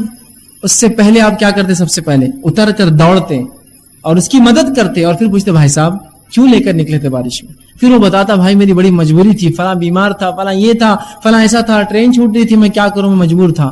بس دور سے آپ وہ کر رہے ہیں. لیکن اگر اخلاق کا مظاہرہ کرتے، یاد رکھیے زندگی بھر وہ انسان آپ کا احسان نہیں بھولتا کہ اس شخص نے مجھے ایک بارش میں آ کر میری مدد کی تھی. یہ حسن الخلق ہے، یہ بوجھ اٹھانا ہے. اگر کوئی ایسا کرے آج کے اس دور میں تو ایسے لوگوں کو ہم بولتے ہیں یار یہ فری کے نوکر ہیں. نہیں، یہ فری کے نوکر نہیں ہے، آخرت کے اعتبار سے یہ اپنا زبردست سامان جمع کر رہے ہیں. کیونکہ ہم تو دنیا میں لگے کہ میں پیسہ مل جائے، یہ مل جائے تو ہم کچھ کام کریں گے، یا آخرت دیکھ رہے کہ نیکیاں مل جائے، اس نیکی ملیں گی، اچھے اخلاق ہیں، میرے بھائی کی مدد کر رہا ہوں. لوگوں کا بوجھ ڈھونا، اپنے مال سے کما کر دینا، کمزوروں کی مدد کرنا. کمزوروں میں یہاں سب کچھ سب شامل ہے. عورتیں جو بیوہ یہ کمزور ہے سوسائٹی کے اندر، بچے جو یتیم ہے یہ کمزور ہے، وہ لوگ جن کے پاس کوئی کمانے والا نہیں کمزور ہے، ان کی مدد کرنا، رشتوں کا جوڑے رکھنا. لوگ آپ سے توڑنا چاہے ان کی مرضی ہے، میں تو نہیں توڑوں گا آپ سے کبھی رشتہ، چاہے آپ توڑنا چاہیں مجھ سے. رشتوں کا جوڑے رکھنا، یہ رسول اللہ کے اخلاق تھے اسلام سے پہلے، نبی بننے سے پہلے. اور یہ پہلی وہی آئی تھی، تب مائی خدیجہ نے رسول اللہ کی اوصاف اور اخلاق گنوائے تھے. تو اخلاق بڑی اہم چیز ہے. اب برے اخلاق کا نتیجہ کیا ہوتا ہے وہ بھی سن لیں. برے اخلاق کا نتیجہ کیا ہے؟ ٹھیک ہے، مسند احمد کی روایت ہے، آپ صلی اللہ علیہ وسلم سے ایک صحابی نے سوال کیا، اے اللہ کے رسول، میری ایک پڑوسن ہے جو بہت نمازیں پڑھتی ہے، زائد روزے رکھتی ہے، زائد زکات دیتی، مطلب فرض سے زیادہ ادا کرتی ہے، فرض زکات سے زیادہ مال خرچ کرتی ہے، فرض روزوں سے زیادہ روزے رکھتی ہے، لیکن اس کا معاملہ پڑوسیوں سے برا ہے، اس کے اخلاق اچھے نہیں ہیں. نمازی ہے، روزدار ہے، زکات دیتی، سب کرتی ہے، لیکن لوگوں سے معاملات اخلاق اچھے نہیں ہیں. تو کہا ہیا فی النار، وہ جہنمی ہے. نمازی ہے، روزدار ہے، زکات دیتی ہے، لیکن جہنم میں. کیوں؟ برے اخلاق. پھر اسی صحابی نے پوچھا اللہ کے رسول، دوسری پڑوسن ہے میری جو کم نمازیں پڑھتی ہے، مطلب صرف فرض ادا کرتی ہے، کم روزے رکھتی ہے، مطلب صرف فرض روزے رکھتی ہے، کم زکات دیتی ہے، مطلب صرف فرض زکات دیتی ہے، لیکن اخلاق بڑے اچھے لوگوں کے ساتھ. کہا ہی فی الجنہ، وہ جنتی عورت ہے. تو آپ دیکھیے نماز، روزہ، زکات، حج آپ کا کتنا ہی ہو، اخلاق اچھے نہیں تو آپ جہنم یا ہم جہنم میں جانے والے ہیں.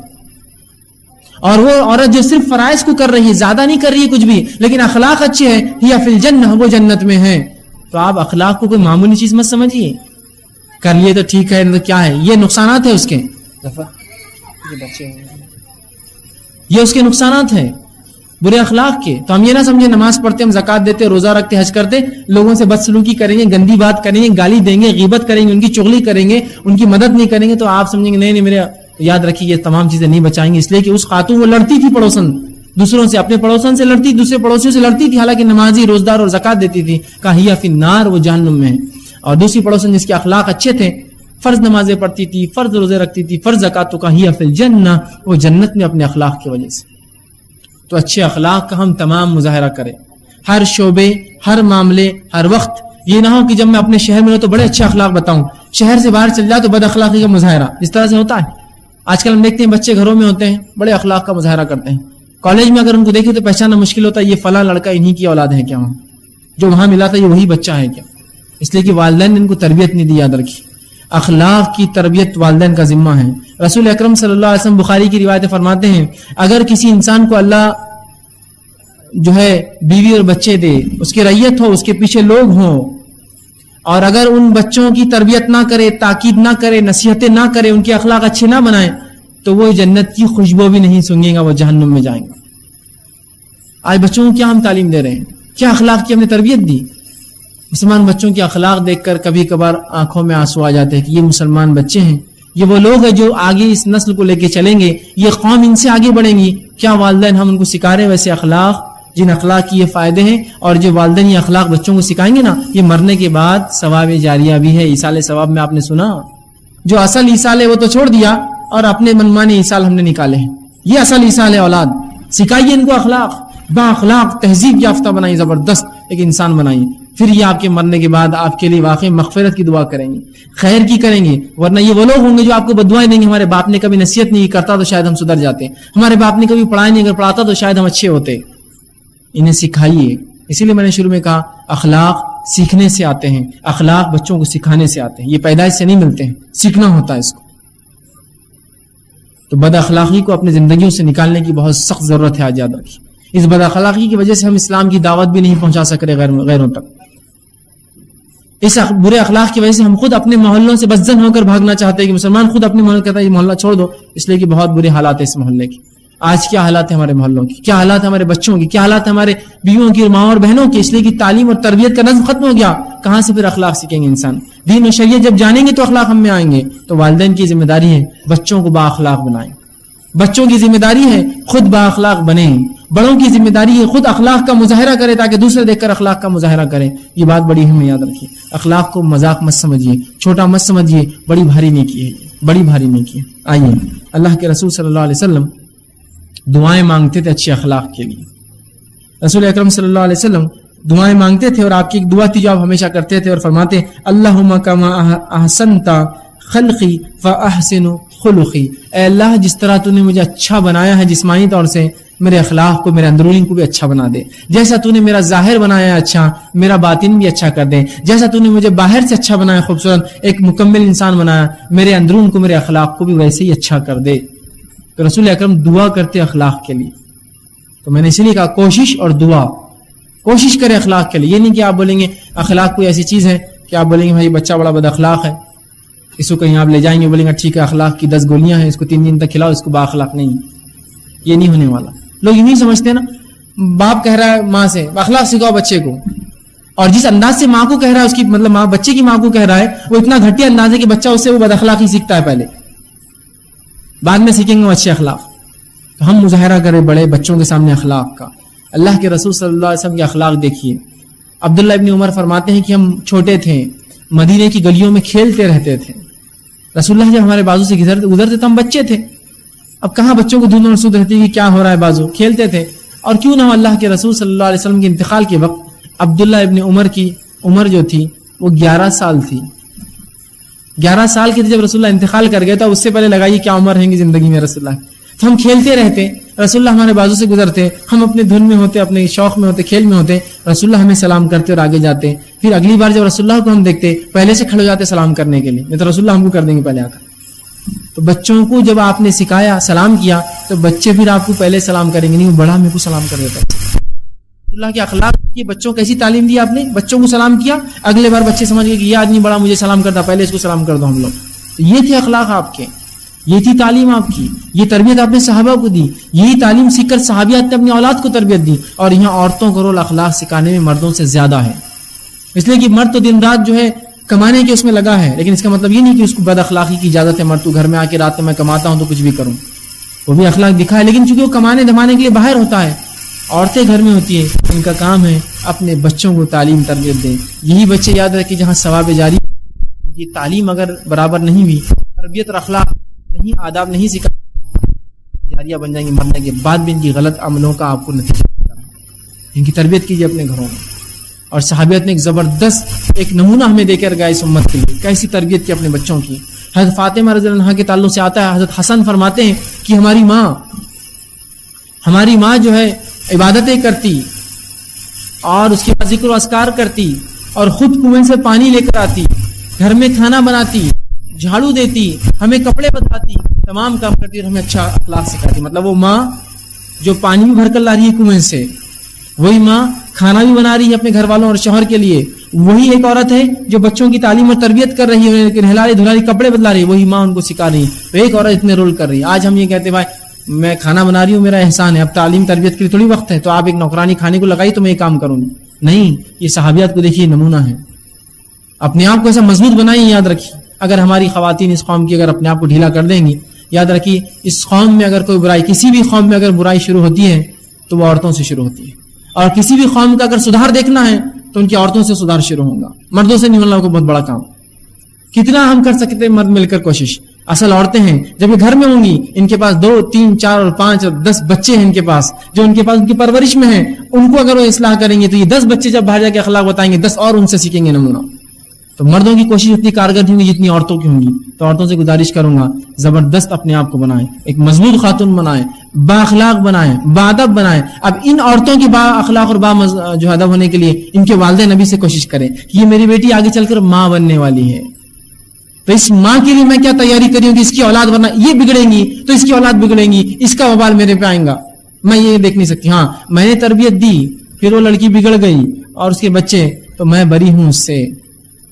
ایک عورت جب دوسری عورت کو دیکھے، اپنی بیٹی کو دیکھے تو سمجھ لے یہ میرا ثواب جاریہ ہے اور یہ بیٹا میرا ثواب جاریہ ہے، ان کی نسلیں میں ان کی تعلیم کروں، اور اگر آپ کی کوتاہی سے یہ ہوا تو یاد رکھیے رسول اللہ نے حدیث میں فرمایا عورت سے اس کے گھر مرد کہ جو ہے اس کے شوہر کے گھر والوں اور بچوں کی پوچھنے والی ہے، مرد سے نہیں، چونکہ بچے اس کے ماتحت ہیں۔ تو عورتیں اپنے آپ کو تیار کرے اس کے لیے، زبردست جو ہے کوشش کرے، اپنے آپ میں تبدیلی لائے۔ مرد حضرات بھی اس کے لیے کوئی یہ نہیں کہ مردوں کو میں نے مکمل چھوڑ ڈھیل دے دی، مرد حضرات بھی اس کے لیے کوشش کرے کہ میں با اخلاق رہوں، چونکہ بچے مجھے دیکھتے ہیں میں باپ ہوں ان کا، اور عموماً بچے اپنے باپ کو ایک رول ماڈل سمجھتے ہیں، تو بنائیے پہلے رول ماڈل۔ بچے دیکھتے ہیں کہ میرے باپ ایسا کرتا ہے میں ایسا کروں گا، میرے والد فلاں کرتے ہیں میں کروں گا، بنائیے اپنے آپ کو ایک رول ماڈل اخلاق آداب کے اعتبار سے۔ ظاہر سی بات ہے فرائض تو کرنا ہی، نماز روزہ یہ تو ہے ہی، اس کے علاوہ یہ کرنا ہے، انشاءاللہ ایک زبردست معاشرہ پھر تشکیل پائیں گا، اور پھر ہم اخلاق کے جو ثمرات، جو فائدے، جو پھل ہیں دنیا میں بھی انشاءاللہ اٹھا پائیں گے، آخرت میں بھی اس کے فائدے ہوں گے۔ اور اخلاق کو یاد رکھیے تمام دنیا اور آخرت کی اچھائیاں حاصل ہیں، اچھے اخلاق والوں کو دنیا اور آخرت کی اچھائیاں حاصل ہیں، تو لہٰذا اس کے لیے کوشش کریں۔ ہر عادت کوشش سے آتی ہے، بری عادتیں بھی کوشش سے آتی ہیں، اچھی عادتیں بھی کوشش سے آتی ہیں۔ ایک آدمی نے سگریٹ پینا سیکھی، آسان نہیں ہوتا، یاد رکھیے، کوشش کرتا ہے تو سگریٹ پیتا ہے، پھر وہ اس کا ماہر بن جاتا ہے۔ ایک آدمی تمباکو کھاتا ہے، آسان نہیں ہوتا، پہلی بار کھاتا تو چکر کھائے گر جائے گا انسان، ہے نا۔ تو بری عادتیں سیکھنے سے آتی ہے، تو اچھی عادتیں بھی سیکھنے سے آتی ہے۔ سائیکل پیدا ہوتے ہی نہیں چلا سکتا انسان، سیکھتا ہے۔ اچھی عادت اس لیے کہ اس سے فائدے، جسمانی کثرت ہوتی ہے، سامان لے جا سکتا ہے، بڑے فائدے ہیں اس کے، تو سیکھنے سے آئیں گا۔ اس کو گاڑی چلاتا ہے تو سیکھنے سے آتی ہے۔ تو ہر عادت اچھی اور بری سیکھنے سے آتی ہے، کوشش کیجیے اس کے لیے۔ اب یہ مت بولیے میری تو عمر گزر گئی، اخلاق کے لیے کوئی عمر نہیں ہے، علم کے لیے کوئی عمر نہیں ہے، ادب کے لیے کوئی عمر نہیں ہے، سیکھنا ہے تو سیکھنا ہے۔ اور اتنے فائدے ہونے کے بعد بھی اگر ہم نہ اپنے اندر وہ اپنائیں تو پھر تو بہت ہی بری بات ہے۔ عموماً ہوتا ہے لوگ کتاب و سنت کے لوگوں کو دعوت دیتے ہیں، لوگ بولتے ہیں ان کی دعوت پسند آتی ہے، ان کی اخلاق گھٹیا ہے، ان کی دعوت میں رد کرتا ہوں ان کے اخلاق کی وجہ سے۔ کوئی جا کر کہے کہ بھائی دیکھو قرآن میں یہ حدیث میں یہ فلاں یہ وہ ہے، اور اس کے بعد وہ اس کا مذاق اڑائے، تو بولیں گے یار تو مذاق اڑاتا ہے ہمارا، کیا تو قرآن حدیث کی بات کرتا ہے ہم سے۔ کوئی انسان کتاب و سنت کی بات کرے اور سڑکیں چوراہوں پہ کھڑے کے سگریٹ اور تمباکو کھول کے پڑیاں کھائے، کیا اس کے اخلاق سے کوئی خیال ہوگا؟ نہیں یار کیسا آدمی ہے، یہ تعلیم دیتا لوگوں کو، اور سڑک کے چوراہوں پہ کم از کم یہ کام نہ کرے، کھڑے کریے کرا ٹھیٹھی ٹھاٹا کرا، لوگوں کے دروازوں پہ دروں پہ پان کی اور جو ہے تمباکو کی جو ہے پچکاریاں مارا جس کے دروازے رنگ خراب ہو رہا ہے، کیا ایسے انسانی کوئی بات سنیں گا؟ گو بڑا علامہ رہے اپنے آپ میں۔ تو اخلاق وہ چیز ہے جس کو میں عام زبان میں کہوں گا کڑوی گولی بھی ہے، یہ جو گلے سے اتار دیتا ہے۔ یہ اخلاق وہ چیز ہے جس کو عیسائیوں نے اپنا لیا، اپنے کڑوے عقیدے کو یہ اخلاق کے میٹھے اس میں ڈال کے گلے میں اتارتے ہیں لوگوں کی۔ تو کیوں نہ ہو جب ہمارے پاس ایک میٹھی چیز ہے اسلام ہے، اس میں اخلاق کی کوٹنگ اور میٹھی چلا دے اس پر، اور پھر لوگوں کے سامنے رکھے، اس کا بڑا فائدہ ہوتا ہے۔ اللہ رب العزت سے آخر میں دعا ہے کہ اللہ سبحانہ تعالیٰ ہمیں اور آپ کو جو کہنے سننے زیادہ عمل کی توفیق دے، ہمیں با اخلاق با ادب بنائے، اور جو اخلاق شریعت چاہتی ہے وہ اخلاق پیدا کرنے کی ہم میں اور ہماری نسلوں میں ہمیں توفیق دے، جب تک ہمیں زندہ رکھے، اسلام اور ایمان پر زندہ رکھے، ہمارا خاتمہ ایمان پر ہو۔ وآخر دعوانا الحمد للہ رب العالمین، سبحان ربک رب العزت عما یصفون، والسلام علی المرسلین، والحمد للہ رب العالمین۔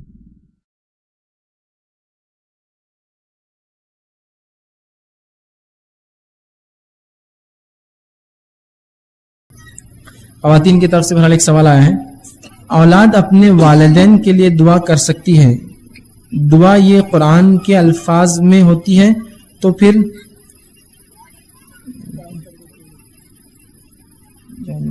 اچھا قرآن کی جو دعائیں ہیں وہ قرآن کی دعائیں جب ہوتی ہے تو پھر قرآن پڑھ کر کیوں نہیں بخش سکتے؟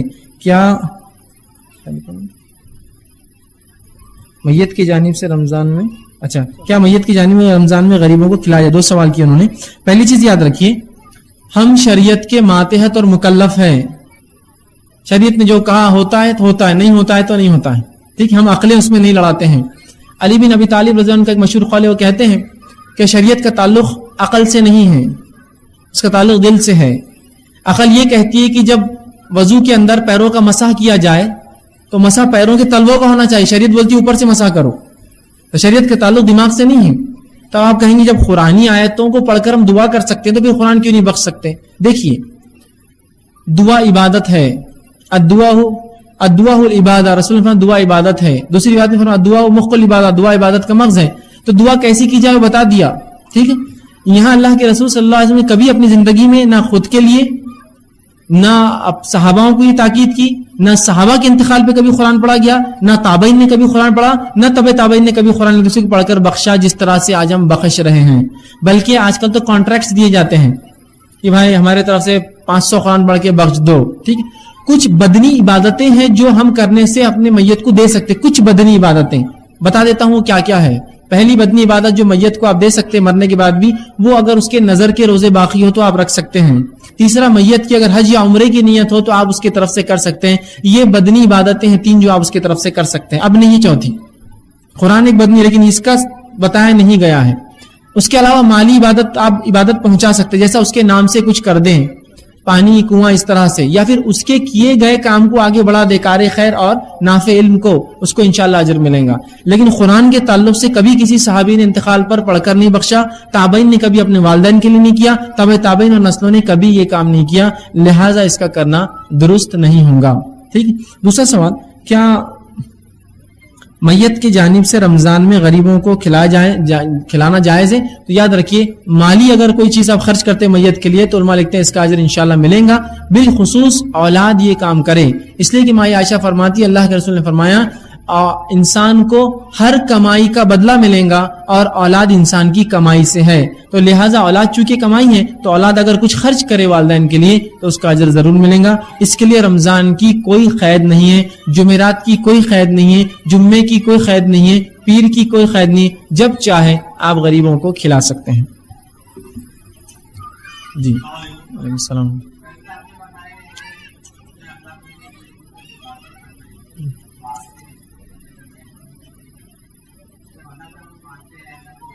جی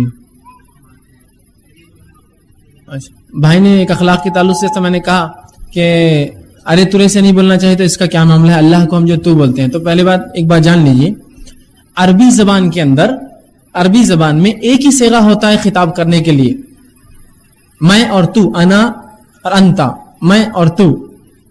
ٹھیک ہے، ایک ہی صیغہ ہے.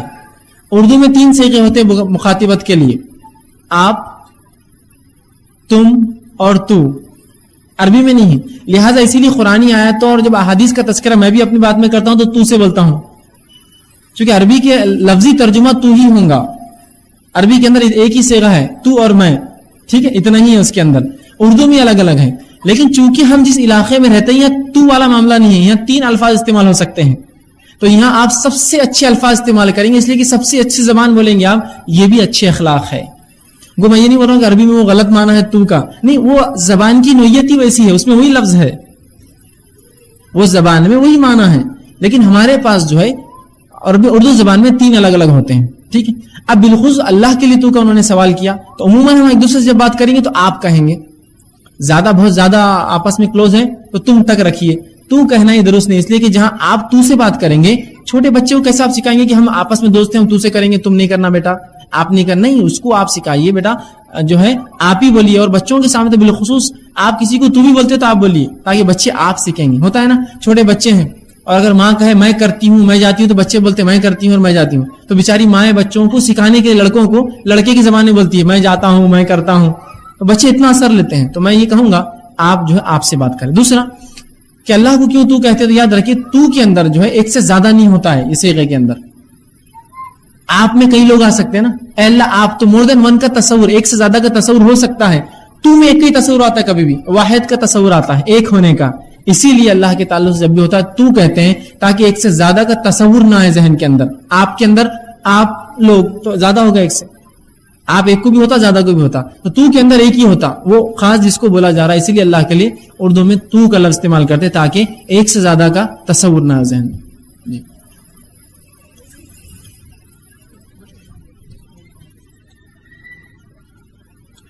اسماعیل بھائی کے لیے چیلی پورے والے کوئی خواتین انتظار کری. اسماعیل بھائی, کسی نے ایک سوال کیا, اگر کوئی انسان گھر والوں کے ساتھ بد اخلاقی اور بدتمیزی سے پیش آتا ہو اور باہر والے لوگوں کے ساتھ اخلاق و آداب سے پیش آئے تو اس کے متعلق آپ کیا کہیں گے؟ بڑا اچھا سوال کیا. یہ عام مسئلہ ہے. جب میں اپنے گھر میں رہتا ہوں تو تو اور تم اور ارے اور ترے اور یہ اور وہ اور بد اخلاقی اور ایسا کر دوں گا ویسا کر دوں گا چلتا ہے. لیکن جب میں گھر سے باہر نکلتا ہوں تو لوگوں کو جھک جھک کر آداب سلام, بچوں سے ملتا ہوں تو بیٹا آپ کیسے ہیں, گھر میں لوگ کیسے ہیں. لیکن اپنے بچوں سے جب بات کرتا ہوں کیسا ہے تو, کہاں تھا تو دن بھر سے, دکھ رہا نہیں تھا, فلاں ہے نا. یہ سلوک ہے ہمارا. حتیٰ کہ والدین کا معاملہ اور والد کا معاملہ تو ایسا عجیب ہو گیا. ٹھیک ہے والد کما کر لاتا ہے, اس میں کوئی شک نہیں, لیکن آپ یہ سوچیے کہ اولاد آپ کے لیے ثواب جاری ہے, اس کی تربیت بھی آپ کے پیچھے والد آگے کھانے کے لیے. تو ہمارے معاشرے میں جب والدین یا والد بالخصوص کھانے کے لیے آتے ہیں تو ان کی مثال ایسی ہوتی ہے جیسے کوئی بلی کھانا کھا رہی ہے. معلوم آپ کو بلی کھاتے ہوئے چھیڑ نہیں سکتے آپ, اس کو پالی ہوئی بلی کو بھی کھاتے ہوئے ہاتھ لگائی تو پنجہ مارتی ہے آپ کو. تو بچے بولتے والد کھانا کھا رہے نا, ان کا معاملہ بلی جیسا, ان کو کچھ بولے کہ یہ اپنے اوپر دوڑیں گے. ایسا مت کیجئے. پیار محبت شفقت یہ معاملہ بالکل اس کو عام کیجئے. ٹھیک. اب کیا ہوتا عموماً انسان گھر والوں کے ساتھ وہ سلوک بہرحال ہو, کسی کی بیوی اہلیہ مل گئی, کیسے ہیں بھابھی آپ, کیا چل رہا بھابھی آپ کا, بھائی صاحب تو آج کل دکھ رہے ہی نہیں. یہ اس سے اپنی بیوی سے بات کر رہے, کہاں تھے تم, کیوں کر رہی, بہت ہوشیار ہو گئی کیا, ارے توری. دوسروں کی بیوی سے ایسا. اب وہ عورت جو آپ کے ساتھ آپ کی بیوی ہے بولتی ہے یار دیکھو اس کی بیوی سے کیسی بات کر رہا, دیکھو میرے سے کیسی بات کر رہا. خود کی والدہ ہے, بیٹے کہاں گئے تھے, گئے ہوں گے ہم کہیں بھی, کر رہے ہوں گے ہم کچھ بھی, کھاتے ہوں گے ہم کچھ, تو آپ کو کیا کرنے کا. اب کوئی دوسری والدہ, کسی کی دوست کی والدہ آ رہی, بیٹے کہاں تھے, نہیں خالہ جان ہم تو یہ کر رہے تھے, آپا جان فلاں تھے, چاچی جان یہ مامی جان یہ تو تائی جان ایسا کر رہے تھے. تو یہ ڈوئل نیچر ایسا نہیں ہونا چاہیے, یاد رکھیے. یہی سب سے بڑا مسئلہ ہے کہ ہم اپنوں کو عزت نہیں دے کے دوسروں کو دینا چاہتے. اس سے آپ کو اپنوں سے عزت نہیں ملیں گی, کبھی بھی کبھی نہیں ملیں گی. ٹھیک ہے. تو ایسے آدمی کے تعلق سے میں کہوں گا یہ آدمی اچھا نہیں ہے, اور میں نہیں کہوں گا. آئیے اللہ کے رسول کی حدیث سنا, 2 حدیثیں سناتا ہوں. آپ صلی اللہ علیہ وسلم فرماتے حدیث کے اندر, تم میں وہ انسان اچھا ہے جو اپنے گھر والوں کے ساتھ اچھا ہے. کیا فرمایا؟ تم میں وہ انسان اچھا ہے جو اپنے گھر والوں کے ساتھ اچھا ہے, اور ان میں بھی سب سے اچھا انسان وہ ہے جو اپنی بیوی کے ساتھ اچھا ہے, اور میں تم سب میں اپنی بیویوں کے ساتھ سب سے اچھا ہوں. کیا فرمایا؟ تم میں اچھا انسان وہ ہے جو گھر والوں کے ساتھ اچھا ہے, اور اس میں بھی سب سے اچھا انسان وہ ہے جو اپنے بیوی کے ساتھ اچھا ہے, اور میں تم سب میں سب سے اچھا ہوں اپنی بیویوں کے معاملے میں, سب سے اچھا سلوک کرتا ہوں. اس لیے کہ آپ دیکھیے لوگ دوسروں سے جھک کے ملتے ہیں, گھر والوں کو ٹائٹ مارتے ہیں, سمجھ, اور سب سے زیادہ کسی پہ غصہ اترتا ہے تو وہ بیچاری بیوی رہتی گھر کے اندر. باس کا غصہ اس پر, بازو کسی نے جو ہے ٹچ مار کے چلے گاڑی کو, اس کا غصہ اس پر, بل زیادہ آ گیا تو غصہ اس پر, پیپر گیلا ہو گیا تو غصہ اس پر, نقصان ہوا تو غصہ اس پر, فائدہ ہو سب اس پہ اترتا بیچاری پر.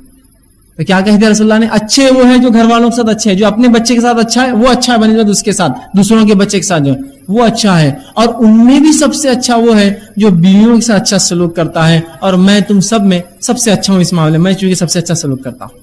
سمجھ رہے آپ بات؟ تو یہاں بتا دیا رسول اللہ نے اچھے انسان کی پہچان یہ ہے گھر والوں سے بنسبت دوسروں کے زیادہ اچھا. لیکن اب اس کا مطلب یہ نہیں ہے کہ آپ گھر والوں کو بولے کیسے, کیا بھائی بولے ارے تو رہے, اس لیے کہ آپ کو معلوم ہو گیا حدیث میں گھر والوں کے ساتھ اچھا. نہیں, مانا یہ باہر تو اچھا انسان رہتا ہی ہے, جہاں کوتاہی ہوتی ہے وہ گھر والوں کے ساتھ ہے, تو لہٰذا کہہ دیا اچھا وہ ہے جو ان کے ساتھ رہے. تو لہٰذا میں کہوں گا ایسا شخص اچھا نہیں ہے جو گھر والوں کے ساتھ اچھا نہیں ہوتا ہے اور دوسروں سے اچھی بات کرتا ہے. کسی نے ایک سوال کیا ہے, میت نے اگر حج کی نظر نیت نابی کی ہو اور اولاد پوتے نے ان کے نام سے حج عمرہ کیا ہو تو کیا ثواب پورا حج کا ثواب, کیا انہیں پورے حج کا ثواب ملے گا؟ تو سب سے پہلی چیز تو یاد رکھیے, اگر میت نے نظر کا معنی ہوتا ہے منت, منت کو نظر بولتے ہیں عربی زبان میں, نظر. منت اگر نہ بھی کی ہو تو انہوں نے کہا نیت. دیکھیے نیت تو ہر مومن کی ہے. مجھے بتائیے ایسا کوئی مسلمان اس مجمع میں ہو یا کہیں آپ نے دیکھا ہو جس کی نیت نہ ہو کہ مجھے کوئی پیسہ ملے اور میں حج کو جاؤں؟ حالات نہیں ہے, مجبوری ہے, پیسہ نہیں ہے, ایسا ہو سکتا ہے. نیت تو میری اور آپ کی سب کی ہے. لوگ فوٹو دیکھ کر تصور کرتے کاش کہ میں چلا جاؤں, ہے نا. تو نیت تو میری اور آپ کی سب کی ہے, نظر الگ چیز ہے. تو اگر کسی نے نظر مانی ہو نہ مانی ہو تو کوئی مسئلہ نہیں, نیت تو سب کی ہوتی ہے, سب کی ہوتی ہے. ہر مومن کی نیت ہے, ارکان میں سے ایک ہے یہ توحید, روزہ, نماز, روزہ, زکات اور حج. ظاہر سی بات ہے ہر مومن کی نیت ہوتی ہے, لہٰذا اگر اس نیت کے تحت اس کی تھی اور نیت کا اظہار نہ بھی کرے وہ تو اس کی نیت تھی, میں مانتا ہوں ہر مسلمان کی نیت ہوتی ہے, وہ بولے نہ بھی تو. اب مثال کے طور پر باپ ہے جسے بیٹیوں کا بوجھ ہے, بچوں کی تعلیم ہے, اب وہ کیا بچوں کو بولے میری نیت ہے کہ میں حج کو جاؤں, وہ بولتا جانے دو ان کا ہو جائیں گا, اللہ دیں گا تو میں کروں گا. بچوں سے بھی تاکید گزارش ہے کہ بچے اگر اپنے والدین کو دیکھیں کہ انہوں نے آپ کی پڑھائی لکھائی تعلیم میں خوب خرچ کیا ہے, آپ کوشش کریں جب کمائیں تو ان کو حج کو پہلے بھیج دیں, اس لیے کہ اگر وہ چاہتے تو حج کو جا کے آ سکتے لیکن تمہارے لیے انہوں نے یہ سب کیا, کوشش کریں ان کو بھیج دیں. نیت تو سب کی ہوتی ہے, تو نظر مانی ہے تو پورا کرنا ضروری ہے. تو اگر نظر مانی ہو انتقال کر گئے تو پھر تو واجب ہوا, اور نظر نہ مانی ہو تو نیت ہوتی ہے, لہٰذا آپ ان کے نام سے کر لیں, انشاءاللہ ان کو پورا اس کا اجر ملے گا. جی السلام علیکم ورحمۃ اللہ وبرکاتہ. السلام. میرا سوال ہے کہ ہندو اور مسلمان ایک ساتھ ڈبے میں کھانا کھائے تو یہ حرام ہے؟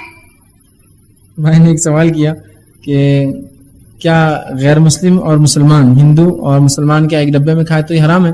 یاد رکھیے نہیں, کوئی حرام نہیں, آپ کھا سکتے ہیں, اس میں کوئی حرج نہیں ہے. ٹھیک ہے, ایک ہندو اور ایک مسلمان ایک ڈبے میں کھا سکتا ہے, بشرط ہے کہ وہ کھانا جو کھا رہے ہوں وہ چیز حلال ہو, تو بہرحال آپ بالکل کھا سکتے ہیں, اس میں کوئی خباثت اور ممانعت نہیں ہے. ہو سکتا ہے یہ وجہ بنے اسی بہانے سے وہ اسلام کے قریب ہو جائے, اور ایسے واقعات ملتے ہیں جس میں صحابہ نے غیر مسلموں کے ساتھ کھانا خود کھایا, ان کو بٹھایا, اپنے ساتھ کھلاتے تھے, ان کی خدمتیں کرتے تھے. ٹھیک ہے, تو لہٰذا یہ کر سکتے ہیں انشاءاللہ, اس میں کوئی حرج نہیں.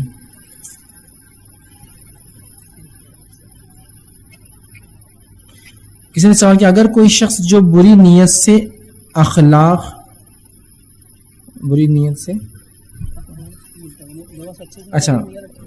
ایک شخص ہے جو بری نیت سے اخلاق سے ملتا ہے تو کیا اس کو عذاب ہوگا؟ مطلب ایک شخص ہے جس کی نیت بری ہے لیکن ملتا اخلاق سے ہے, تو یاد رکھیے یہ درست نہیں ہے. شریعت یہ چاہتی ہے جو آپ کا باطن ہو وہی آپ کا ظاہر ہو, جو اندر ہو وہی باہر ہو, سوائے چند حالات میں جب آپ مجبور ہو تو آپ دل میں الگ رکھ سکتے, ظاہر الگ کر سکتے. جیسا کہ اللہ کے رسول صلی اللہ علیہ وسلم کے زمانے میں ایک شخص گزرنے لگا, ماں عائشہ فرماتی اللہ کے رسول نے کہا یہ تمہاری قوم کا سب سے بدترین انسان ہے, لیکن جب باہر گئے تو اسے سلام کلام کیا, بات چیت کی. ماں عائشہ نے کہا آپ تو بڑا کہہ رہے تھے یہ میری قوم کا بڑا برا آدمی ہے, لیکن ملے تو ایسا ملے اس سے بالکل ایک دم ادب, اس سے تو بڑا وہ ہے. ٹھیک, تو یہاں اس روایت سے پتا چلا اس لیے کہ وہ برا آدمی تھا, اگر اس سے خیر خواہی نہ کرتے تو اس کے شر سے محفوظ بھی نہیں رہ پاتے. تو یہاں بحالات مجبوری رسول اللہ نے اس کا اچھا سلوک کیا, اس لیے کہ برا تھا, لیکن اگر اس کے شر کو ہم اگر اس کو برا کہتے اس کے شر سے زیادہ نقصان ہوتا. آپ خاموش رہیں, کہا یہ برا ہے لیکن اس سے ملا, آپ نے اچھے سے ملاقات کی. تو آپ کو یہ بات بہرحال عام طور سے اگر کوئی انسان عام طور سے عام زندگی میں یہ کرتا ہے کہ ہر کسی سے گندی بری نیت رکھ کر ملتا ہے اچھے سے, تو پھر تو یاد رکھیے اس کو اجر نہیں ملے گا. اچھے اخلاق کا اجر تب ملے گا جب اچھی نیت ہو اس کے پیچھے. اس لیے کہ رسول اللہ فرماتے ہیں, بخاری کی روایت ہے, انما الاعمال بالنیات, اعمال کا انحصار نیتوں پر ہے, اعمال کا دار و مدار نیت پر ہے, اعمال نیت سے ہے. تو لہٰذا جب اتنے اچھے اخلاق کا مظاہرہ کر رہے ہیں تو میں کہوں گا نیت بھی اچھی رکھیے, انشاءاللہ عزیز اجر و ثواب دگنا ہو جائے گا. سوائے اس کے جہاں مجبور کر دیے جائیں, کچھ جگہ ہوتا ہے انسان ماتحت رہتا ہے اور مجبور رہتا ہے برے لوگوں کے, وہاں مجبوراً اس کو اخلاق بتانا پڑتے ہیں اچھے, وہ ایک الگ شکل ہے. عام حالت میں آپ ایسا نہ کریں. خواتین جو اس مجموعے میں آ رہی ہے تو کچھ لوگوں کا اس میں اعتراض ہے کہ ہماری مائیں بہنیں اتنی رات تک اس طرح باہر جی بھائی نے ایک اچھا سوال کیا, پچھلے سال بھی آیا تھا, میں نے تفصیلی جواب دیا تھا. سنت کی اہمیت وہ عنوان تھا, اگر کوئی میرا عنوان دیکھے تو بتفصیل جواب پھر مختصر سے آپ کو دے دیتا ہوں. بھائی نے سوال یہ کیا کہ اتنی رات میں ماں بہنیں ہمارے باہر آ رہی ہیں, تو اس معاملے میں ان کو تھوڑا اعتراض ہے, اس کا کیا حل ہے. پہلی چیز دیکھیے, یہ بات درس سے پہلے بھی ہم نے اعلان کی تھی, اس سے پہلے بھی جو اتوار کے ہمارے دروس عام دنوں میں چلتے ہیں ہر سنڈے 10:30 سے 11:30 ہمارے مرکز پہ سینٹر پر, ہم نے اعلان کیا تھا کہ سب سے پہلے تو عورتیں محرم کے ساتھ آئیں. جو عورتیں کہیں جاتی ہی نہیں اپنے گھر سے باہر وہ یہاں بھی نہ آئیں. ٹھیک ہے, چونکہ اگر کسی کی عادت ہے کہ گھر سے باہر نہیں نکلتی, بہت اچھی عادت ہے عورتوں کی, وہ گھر میں ہی رہیں. تیسری چیز یہ کہ جو لوگ یہ کہتے ہیں کہ بھائی عورتیں گھر سے باہر ہی نہ نکلے رات کے اندر، یہ درست نہیں کوئی کام کو، تو میرا ان سے یہ سوال ہے کیا ہماری ماں بہنیں مغرب کی بعد خرید و فروخت کو بازاروں میں نہیں وہاں جا کے کیوں نہیں روکتے ہیں آپ ان لوگوں کو؟ ہزاروں کی تعداد میں عورتیں ابھی خرید و فروخت کے لیے باہر پھر رہی ہیں، وہاں کبھی آبجیکشن نہیں لیا گیا.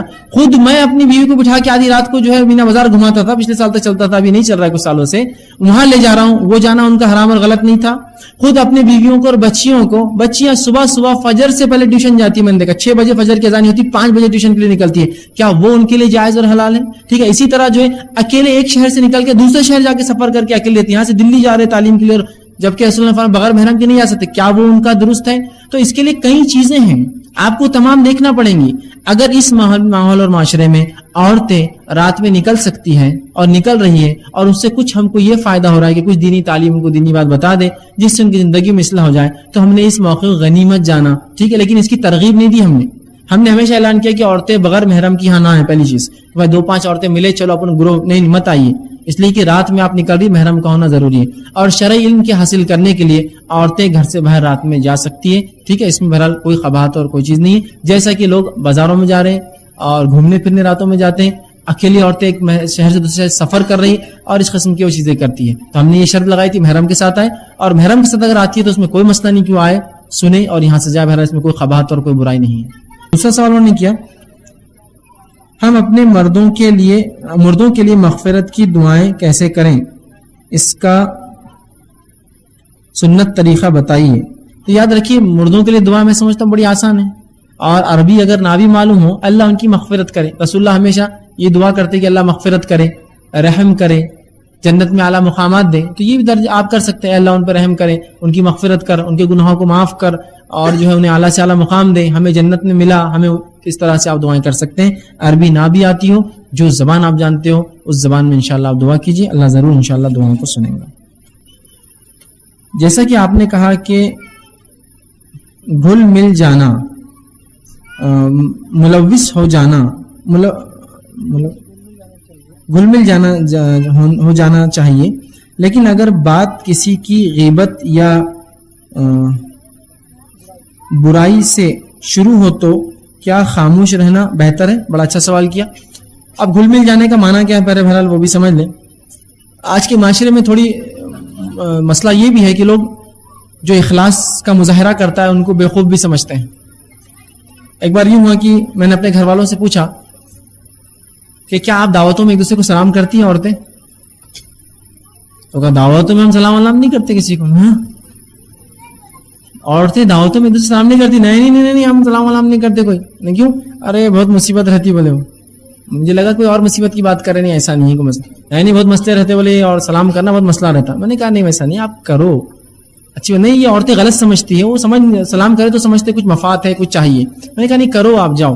کہا ٹھیک ہے اب ایک دعوت میں کر کے آتے ہیں، چلو نتیجہ بتاؤ. اب ہوا یوں کہ انہوں نے پریکٹس شروع کی، جا کے سلام کر رہے.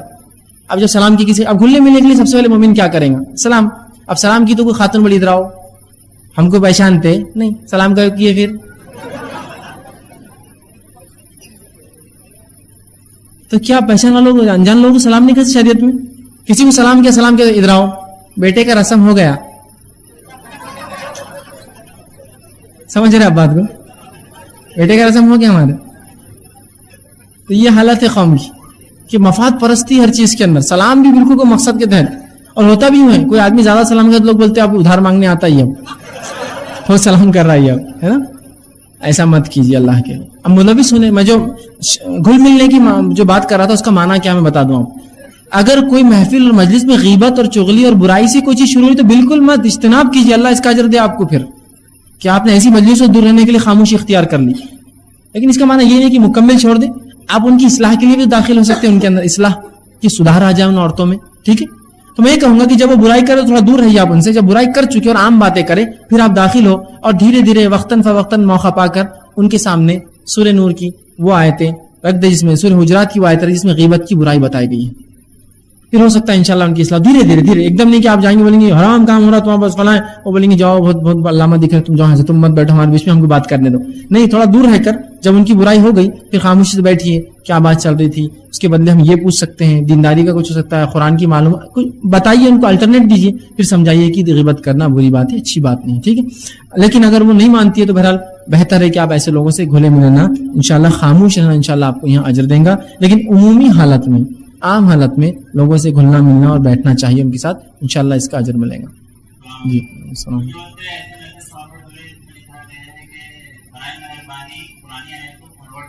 جی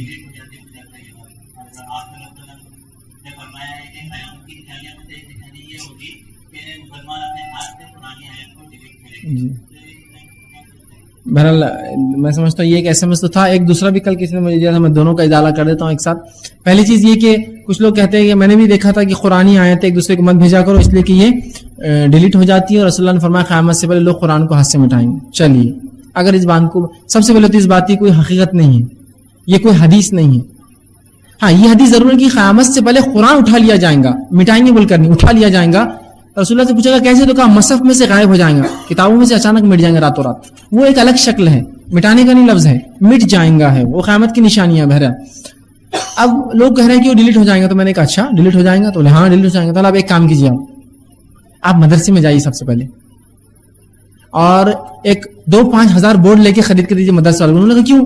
اب دیکھ مدرسے والے بورڈ پہ لکھتے بچوں کو سکھا رہے الحمدللہ رب العالمین, اب پورا بھر دیے بورڈ, اب اس کو مٹا نہیں سکتے نا مولانا. اب بورڈ بازو رکھیں گے اور آپ کا بورڈ لگا دیں گے مولانا لیا ہوا, پھر اس پہ لکھیں گے, پھر مٹا دیں گے, پھر دوسرا ایک بورڈ لیں گے آپ کا اور وہ لگائیں گے مولانا. تو آپ ایسا پہلے کیجیے بولنا, ٹھیک ہے, کہ تو اب سیکھنا سکھانا تو ضروری ہے. اب آپ بول رہے مٹا بھی نہیں سکتے. دوسرا ایس ایم ایس میں جو آیتیں آتی ہیں وہ عربی نہیں آتی ہے نا, وہ ترجمہ آتا ہے اس کا, اور آیت کا ترجمہ آیت کے مقابلے میں تو آیت تو نہیں ہوتی نا, ترجمے بدل سکتے ہیں. آیت تو بالکل اللہ کی محکم ایک جگہ ہے, تو وہ مانا بھی نہیں ہے, ٹھیک ہے, اور ایسی کوئی حدیث موجود نہیں. تو لہٰذا یہ صرف کیا ہے, میڈیا جو ہوتا ہے, یاد رکھیے میڈیا کے کچھ لوگ ہوتے ہیں جو میڈیا میں مسلمان جو ہوتے ہیں, ان کا عجیب معاملہ رہتا ہے, عجیب ذہنیت ہوتی ہے. یہ میڈیا کو استعمال کرنا چاہتا دین کے لیے, لیکن کبھی کبھی جھوٹ بھی بک دیتے ہیں اس کے اندر. خام و خواب کچھ تو بھی بیٹھے بیٹھے سوچو کیا کرنا, ایس ایم ایس بھیجنا ہے, قرآن آیت مت بھیجا کو رسول نے فرمایا. ایسا رسول کا فرمان کہیں بھی موجود نہیں ہے کہ مسلمان مٹائیں گا, مٹ جائیں گا. وہ ایک الگ قیامت کی بڑی نشانیوں میں سے ایک نشانی ہے. دوسرا, اگر واقعے میں آپ سنجیدگی سے بول رہے ہیں تو پھر جن مدارس میں لکھا جاتا, جن مکاتب میں لکھا جاتا, تو اب تو پھر بولنا کتنے بورڈ ہے, اور آپ لا کے دیں گے کتنے بورڈ بولنا ان لوگوں خرید کر, تو اس کی سنگینی نہیں معلوم. بول تو دے رہے ہیں, کیا بول رہے ہیں ان کو معلوم نہیں اس کا, ٹھیک. دوسرا, ایک کسی نے 2 دن سے سوال کنٹینیو آ رہے ہیں کہ جس شخص نے زندگی بھر بھی نماز نہ پڑھی ہو, رمضان کا جمعۃ الوداع جو آنے والا ہے, اس جمعے کے دن اگر جمعہ کی نماز کے بعد 2 رکعت پڑھ لی جس میں فلاں نمبر میں 11 بار سورہ اخلاص یا کچھ انہوں نے لکھا کر لیا, تو اگر 700 سال کی نماز بھی چھوٹیں گی تو معاف ہو جائیں گی. یاد رکھیے یہ من گھڑت جھوٹی روایت ہے جو اللہ کے رسول صلی اللہ علیہ وسلم کی طرف منسوب کی گئی ہے. اگر واقعی میں شریعت میں یہ چھوٹ ہوتی تو اللہ کے رسول بیماری کی حالت میں ہیں اور چل نہیں سکتے, آپ کو صحابہ گھسیٹ کر لا رہے, نماز کے لیے آ رہے اور لیٹ کر نماز پڑھ رہے ہیں. یہ صرف عہدی, سست, کاہل اور شریعت کو تبدیل کرنے والے لوگوں کی باتیں ہیں جو چاہتے کہ امت عہدی ہو جائے اور نماز زندگی میں نہ پڑھے اور بس ایک جمعہ پڑھ لے اور ختم کر دے. شریعت نے ایسی چھوٹ کہیں بھی نہیں دی. 5 وقت نماز تو 5 وقت پڑھنا ہے آپ کو, ٹھیک ہے, تو یہ چھوٹ موجود نہیں, تو لہٰذا یہ بھی غلط ہے. دوسرا, آپ تمام سے تاکید کروں گا, نصیحت بھی کروں گا, اور ایک وہ بھی کروں گا گزارش کہ ایس ایم ایس جب بھی آتے ہیں بنا تحقیق کی مت بڑھایا کیجیے. آگے آپ بڑھا دیتے ہیں چیز کو, آگے یہ سمجھتے بڑا ثواب ملیں گا, پتہ نہیں وہ بدعت اور شر ہے. اللہ کے رسول فرماتے ہیں جو میرے طرف وہ بات منسوب کرے جو میں نے نہیں کی, وہ اپنا ٹھکانہ جہنم بنا لے.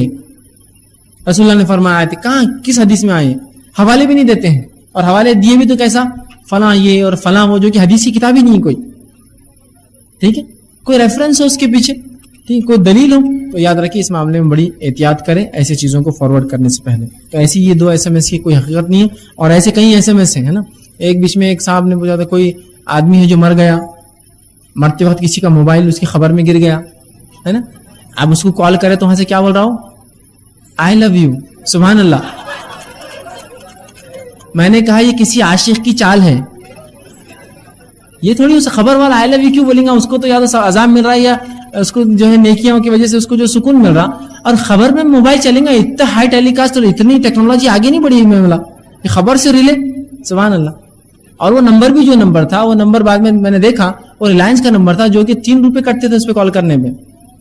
آندھرا پردیش کا کہیں کا نمبر تھا وہ, اور گولڈن نمبر تھا وہ, جو اسپیشل نمبرز آتے کمپنی کے. ہاں صرف آپ لگاتے ہو, بڑے کیا فالتو باتیں ہیں. خبر کے معاملات غائب کا ہے, غائب کی چیز. آپ خبر میں کیمرہ بھی لگاتے کچھ نہیں دکھنے والا, آپ کو مردے کو سزا مل رہی ہے, جزا مل رہا, کچھ بھی نہیں دکھتا. اب مسلمان لیکن اتنے مطلب اس کو کہیں گے ہم دین شرعی علم میں اتنے کمزور ہو چکے ہیں کہ ایسی باتوں پہ یقین کرتے ہیں، تعجب کی بات ہے۔ اور وہ بھی دیکھیے کیا بولے، مردہ آئی لو یو بول رہا، وہ آئی لو یو کیوں بولیں گے بھائی؟ وہ تو اندازہ لگائی کیا حال ہو رہا ہوں اس کا اندر، اور آئی لو یو بول رہا ہوں۔ اچھا اتنا بیٹری بیک اپ کون سے موبائل کو، یہ بھی تو بتاؤ۔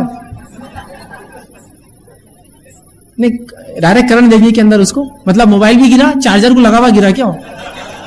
اور بورڈ کس نے لگایا تھا خبرستان میں کہ بورڈ میں چارج بھی ہو رہا کنٹینیو؟ بات ہو تو کچھ عقل میں بھی سمائے، کچھ لگے کہ آتھینٹک ہے، کچھ دلیل سند ہو کہ بھائی کون سا چارجر ہے، کیسا اتنا موبائل چل رہا، کچھ آپ عقل بھی تو لگا سکتے ہیں نا۔ اللہ نے اتنا تو پیدل نہیں رکھا ایک مومن، عقل بھی تو کوئی چیز ہے کہ یار ہمارے موبائل ایک دن نہیں چل رہے، مصروف آدمی بولتا ہے 2 بیٹریاں استعمال کر رہا ہوں، اس کے مردے کا اتنے دن سے کیسا چل رہا موبائل، کون چلا رہا، چارجر کون سا ہے، کیا ہے؟ تو یہ سب فالتو باتیں، ایسی باتوں پہ بھروسہ نہ کریں۔ اگر ہمارے چھوٹے ہم سے بات کرتے وقت بدتمیزی کریں اور سمجھانے پر حد سے بڑھ جائیں تو ہم کیسے سمجھائیں؟ تو یاد رکھیے اللہ کے رسول صلی اللہ علیہ وسلم ہمارے لیے نمونہ ہے۔ آئیے ایک واقعہ جو ہے زید بن حارثہ رضی اللہ عنہ سناتے ہیں، میں چھوٹا تھا اور اللہ کے رسول صلی اللہ علیہ وسلم کے ساتھ تھا۔ جب میں ایک دعوت میں آپ کے ساتھ گیا تو سامنے کھانا رکھا گیا تو میں جھک جھک کر آگے سے لے کر الٹے ہاتھ سے کھانا کھا رہا تھا۔ تو اللہ کے رسول نے کہا اے پیارے بیٹے، دیکھیے اصلاح کر رہے بچے کی، اور زید غلام ہے آپ کے، یہاں غلام ہے آپ کے، غلام کے ساتھ تو انسان اس زمان میں کیا سلوک کرتا تھا، مارتے تھے اور وہ قتل بھی کر دیتے، تو کوئی اس میں ان پہ کوئی جرم نہیں عائد ہوتا تھا۔ تو کہا اے بیٹے جب کھاؤ تو بسم اللہ پڑھو، اس کی اصلاح کر رہے زید کی، اور پھر سیدھے ہاتھ سے کھاؤ، اور جو قریب ہو پہلے وہ کھاؤ۔ کہ تو زید کیا کر رہے تھے، الٹے ہاتھ سے کھا رہے تھے اور آگے ایسا پلیٹ کے ادھر والے کی سائڈ سے کھا رہے تھے۔ کہا اے بیٹے جب بھی کھانا کھاؤ تو بسم اللہ پڑھو، سیدھے ہاتھ سے کھاؤ، اور جو سامنے وہ کھاؤ۔ زید کہتے پھر زندگی بھر میں یہ عمل کرتا رہا۔ تو نصیحت کیجئے پیارے انداز سے۔ اب ہمارے دور کے اندر اگر کوئی آدمی ہو اور اس کا بیٹا الٹے ہاتھ سے کھائے تو کیا کریں گا؟ 2 4 5 ایسے ماریں گا کہ وہ اپنے آپ کو ذلیل محسوس کریں گا، اگلے بار اپنے باپ کو ذلیل کرنے کی کوشش کریں گا، تو انہوں نے بھی کو ذلیل کیا محفل کے اندر۔ یہ طریقہ ہونا چاہیے ایک محبت اور شفقت والا۔